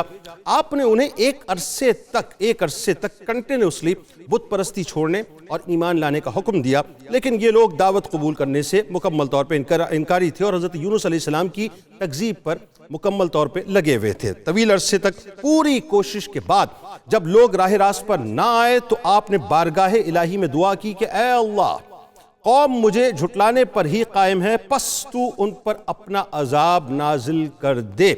اس پر ان سے فرمایا گیا کہ آپ انہیں خبر دے دیں کہ 3 دن بعد صبح کے وقت ان پر عذاب نازل ہو جائے گا. چنانچہ حضرت یونس علیہ السلام نے اپنی قوم کو نزول عذاب کی خبر دی. نزول عذاب کی خبر سن کر قوم نے آپس میں کہا کہ حضرت یونس علیہ السلام نے کبھی کوئی غلط بات نہیں کی. دیکھو اگر وہ رات کو یہاں رہے تو کوئی اندیشہ نہیں، اور اگر انہوں نے رات یہاں نہ گزاری تو سمجھ لینا کہ عذاب آئے گا. جب رات ہوئی تو حضرت یونس علیہ السلام وہاں سے تشریف لے گئے اور صبح کے وقت عذاب کے آثار نمودار ہوئے. آسمان پر سیاہ رنگ کا ہیبت ناک بادل آیا، بہت سارا دھواں جمع ہوا اور تمام شہر کو یوں کہہ لیجئے کہ اس دھوئیں نے اپنی لپیٹ کے اندر لے لیا. یہ دیکھ کر قوم کو یقین ہو گیا کہ عذاب آنے والا ہے، کیونکہ انہیں یہ معلوم تھا کہ یونس علیہ السلام جب بھی کوئی بات فرماتے ہیں سچی بات فرماتے ہیں، اور نبی کا کام یہ ہے ناظرین. نبی جو ہے ہمیشہ جو فرماتا ہے وہ اللہ کے اذن سے حق فرماتا ہے. انہوں نے حضرت یونس علیہ السلام کو تلاش کیا، بہت زیادہ جستجو کی، ادھر دیکھا لیکن کہیں بھی آپ کو نہیں پایا، جس پر انہیں اور زیادہ اندیشہ ہوا اور امکان ان کا جو ہے قوی ہو گیا کہ عذاب آنے والا ہے. اب ہوا کیا ناظرین؟ یہ ہے اصل سچویشن جو میں آپ کو سمجھانا چاہوں گا، لیکن اس کی تفصیل آگے جا کے بیان کروں گا. قوم نے اپنی عورتوں کو لیا، بچوں کو لیا اور جانوروں کو ساتھ لیا اور جنگل کی طرف وہ نکل گئے. یعنی اب ذرا ویژولائز کیجئے گا کہ قوم کو یہ یقین ہو چکا ہے کہ عذاب آنے والا ہے، اور صورتحال یہ ہوئی ہے کہ تمام لوگ جو ہیں وہ اپنے تمام کاموں کو چھوڑ کے جنگل کی طرف نکل گئے. یہاں تک ہوا روایتوں میں آتا ہے کہ جو جانوروں کے بچے تھے، بچوں کو ان سے جدا کر دیا گیا. جنگل کی طرف اس حالت میں نکلے کہ موٹے کپڑے پہن کر توبہ و استغفار کرنے لگے. شوہر سے بیوی، ماں سے بچے مکمل طور پر جدا کر دیے گئے اور سب نے بارگاہ الہی میں گریہ ازاری شروع کر دی اور عرض کرنے لگے جو دین حضرت یونس علیہ السلام لائے ہیں ہم اس پر ایمان لاتے ہیں. یعنی اب انہوں نے اپنے آپ کو اللہ کی بارگاہ میں سرنڈر کر دیا.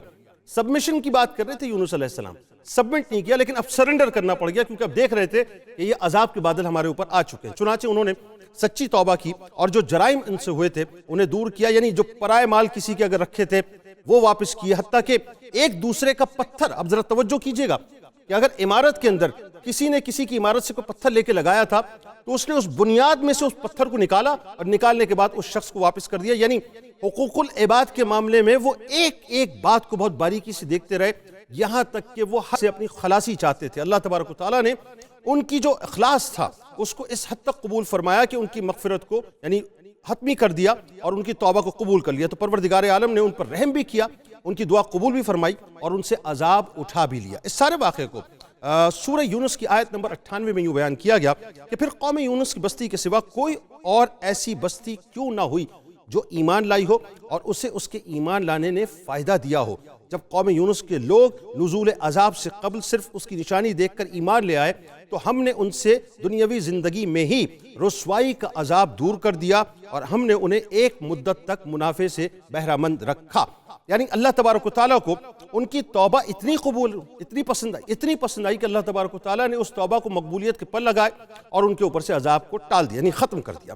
اس مقام پر ناظرین ایک سوال پیدا ہوتا ہے کہ قرآن کریم میں اللہ تبارک و تعالیٰ نے فرعون کے بارے میں ذکر فرمایا ہے کہ اس نے آخری وقت میں توبہ کی لیکن اس کی توبہ قبول نہ ہوئی، جبکہ حضرت یونس علیہ السلام کی قوم کے بارے میں ذکر فرمایا ہے کہ انہوں نے اللہ تعالیٰ سے توبہ کی اور ان کی توبہ قبول فرما لی گئی. تو دونوں جو توبہ تھیں ان میں فرق کیا تھا؟ اس حوالے سے امام فخر الدین رازی رحمۃ اللہ علیہ تفسیر کبیر میں فرماتے ہیں کہ فرعون کی توبہ اور قوم یونس علیہ السلام کی توبہ میں واضح فرق ہے، اور وہ یہ ہے کہ فرعون نے عذاب کا مشاہدہ کرنے کے بعد توبہ کی تھی جبکہ حضرت یونس علیہ السلام کی قوم پر جب وہ نشانیاں ظاہر ہوئی تھیں، یعنی انٹیوشنز آئیں، نشانیاں آئیں جو عذاب کے قریب ہونے پر دلالت کرتی تھیں، تو انہوں نے عذاب کا مشاہدہ کرنے سے پہلے ہی اسی وقت توبہ کر لی تھی۔ حضرت یونس علیہ السلام کے ہجرت کرنے اور غضبناک ہونے کی ایک وجہ یہ بھی تھی کہ وہ لوگ اس شخص کو، یعنی ان کو جو وہ قتل کر دیتے جس کسی شخص کو جو جھوٹ بولتا تھا۔ چونکہ حضرت یونس علیہ السلام سچے تھے اور آپ یقینی طور پر یہ جانتے تھے کہ معاملہ ہونے والا تھا، لہٰذا اللہ تبارک و تعالیٰ ان پر عذاب نازل کرے گا، اور اگر ایسا نہ ہوا تو یہ لوگ جو ہے میری تکذیب کریں گے۔ تو قوم کی نظر میں آپ کا کہنا جو ہے واقعے کے خلاف ہوتا۔ دوسری طرف آپ نے عذاب کا تو فرمائی دیا تھا، لیکن انہیں کوئی متعین وقت نہیں بتایا تھا جس پر حضرت یونس علیہ السلام کو معاذ اللہ آپ کی قوم جھوٹا کہہ سکتی تھی۔ حضرت عبداللہ ابن عباس رضی اللہ تعالیٰ عنہما اور حضرت وہب رضی اللہ تعالیٰ عنہ سے روایت ہے کہ حضرت یونس علیہ السلام نے اپنی قوم سے عذاب کا وعدہ کیا تھا۔ جب اس میں تاخیر ہوئی تو آپ نے دریائے سفر کا قصد کیا اور بھری کشتی پر آپ سوار ہو گئے۔ جب کشتی دریا کے درمیان پہنچی تو ٹھہر گئی اور اس کے ٹھہرنے کا کوئی ظاہری سبب موجود نہ تھا۔ ملاحوں نے کہا کہ اس کشتی میں اپنے مولا سے بھاگا ہوا کوئی غلام ہے، یعنی اس زمانے میں یہ سوچ ہوا کرتی تھی۔ قرآن اندازی کرنے سے ظاہر ہو جائے گا کہ وہ کون ہے۔ چنانچہ قرآن اندازی کی گئی تو اس میں حضرت یونس علیہ السلام ہی کا نام نکلا۔ اس پر آپ نے فرمایا کہ میں ہی وہ غلام ہوں۔ اس کے بعد آپ علیہ السلام پانی میں ڈال دیے گئے، کیونکہ ان لوگوں کا یہی دستور تھا کہ جب تک بھاگا ہوا غلام دریا میں غرق نہ کر دیا جائے اس وقت تک کشتی نہیں چلتی تھی۔ جب حضرت یونس علیہ السلام دریا میں ڈال دیے گئے تو انہیں ایک بڑی مچھلی نے نگل لیا۔ اس وقت آپ کا یہ حال تھا کہ آپ خود اس بات پر ملامت کر رہے تھے کہ اس بستی سے نکلنے میں جلدی کیوں کی اور قوم سے جدا ہونے میں اللہ تبارک و تعالیٰ کے حکم کا انتظار کیوں نہیں کیا۔ روایات میں ہے کہ اللہ تبارک و تعالیٰ نے مچھلی کو الہام فرمایا کہ میں نے حضرت یونس علیہ السلام کو تیرے لیے غذا نہیں بنایا بلکہ تیرے پیٹ کو ان کے رہنے کے لیے بنایا ہے، یعنی اب مچھلی کو بھی اللہ کی طرف سے حکم ہو چکا ہے، لہٰذا تم نے تو تم نہ اس کی کوئی ہڈی توڑنا نہ ان کا کوئی گوشت کاٹنا۔ اس واقعے کو قرآن کریم کی سورہ صافات کی آیت نمبر 139 تا 142 میں یوں بیان کیا گیا ہے، اور یونس علیہ السلام بھی واقعی رسولوں میں تھے۔ جب وہ بھری ہوئی کشتی کی طرف دوڑے پھر کشتی بھور میں پھنس گئی تو انہوں نے قرع ڈالا تو وہ قرع میں مغلوب ہو گئے، یعنی ان کا نام نکل آیا، اور کشتی والوں نے انہیں دریا میں پھینک دیا۔ پھر مچھلی نے ان کو نگل لیا اور وہ اپنے آپ پر نادم رہنے والے تھے۔ جب حضرت یونس علیہ السلام مچھلی کے پیٹ سے باہر تشریف لائے ناظرین تو انہیں کئی قسم کی تاریکیوں کا سامنا تھا۔ مطلب پہلے تو مچھلی میں تھے تو ظاہر وہاں تاریکیوں کا سامنا تھا اور کئی مسائل کا سامنا تھا، جیسے دریا کی تاریکی ہوتی ہے، رات کی تاریکی ہوتی ہے، اور مچھلی کے پیٹ کی بھی تاریکی کا آپ کو سامنا تھا۔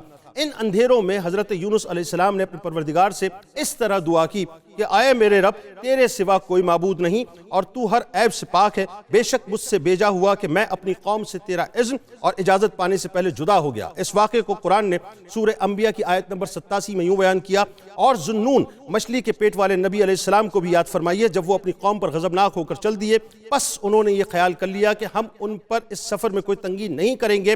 پھر انہوں نے دریا، رات اور مچھلی کے پیٹ کی تہ در تہ تاریکیوں میں پھنس کر پکارا کہ تیرے سوا کوئی معبود نہیں، تیری ذات پاک ہے، بے شک میں ہی اپنی جان پر زیادتی کرنے والوں میں سے تھا۔ ناظرین کرام، اللہ تبارک و تعالیٰ نے حضرت یونس علیہ السلام کی پکار سن لی اور ان کی دعا کو شرف قبولیت سے نوازا، چنانچہ انہیں انتہائی یعنی تنہائی سے اور وحشت کے غم سے نجات بخشی، اور مچھلی کو حکم دیا، اس نے یونس علیہ السلام کو دریا کے کنارے پر آ کر پیٹ سے نکال دیا۔ اس واقعے کو قرآن نے سورہ 88 نمبر میں یوں بیان کی آیت میں، پس ہم نے ان کی دعا قبول فرما لی اور ہم نے انہیں غم سے نجات بخشی، اور اسی طرح مومنوں کو نجات دیا کرتے ہیں۔ حضرت سعد رضی اللہ تعالیٰ عنہ سے روایت ہے، نبی کریم صلی اللہ علیہ وآلہ وسلم نے فرمایا، حضرت یونس علیہ السلام نے مچھلی کے پیٹ میں جب دعا مانگی تو یہ کلمات پڑھے، لا الہ الا انت سبحانک انی کنت من الظالمین۔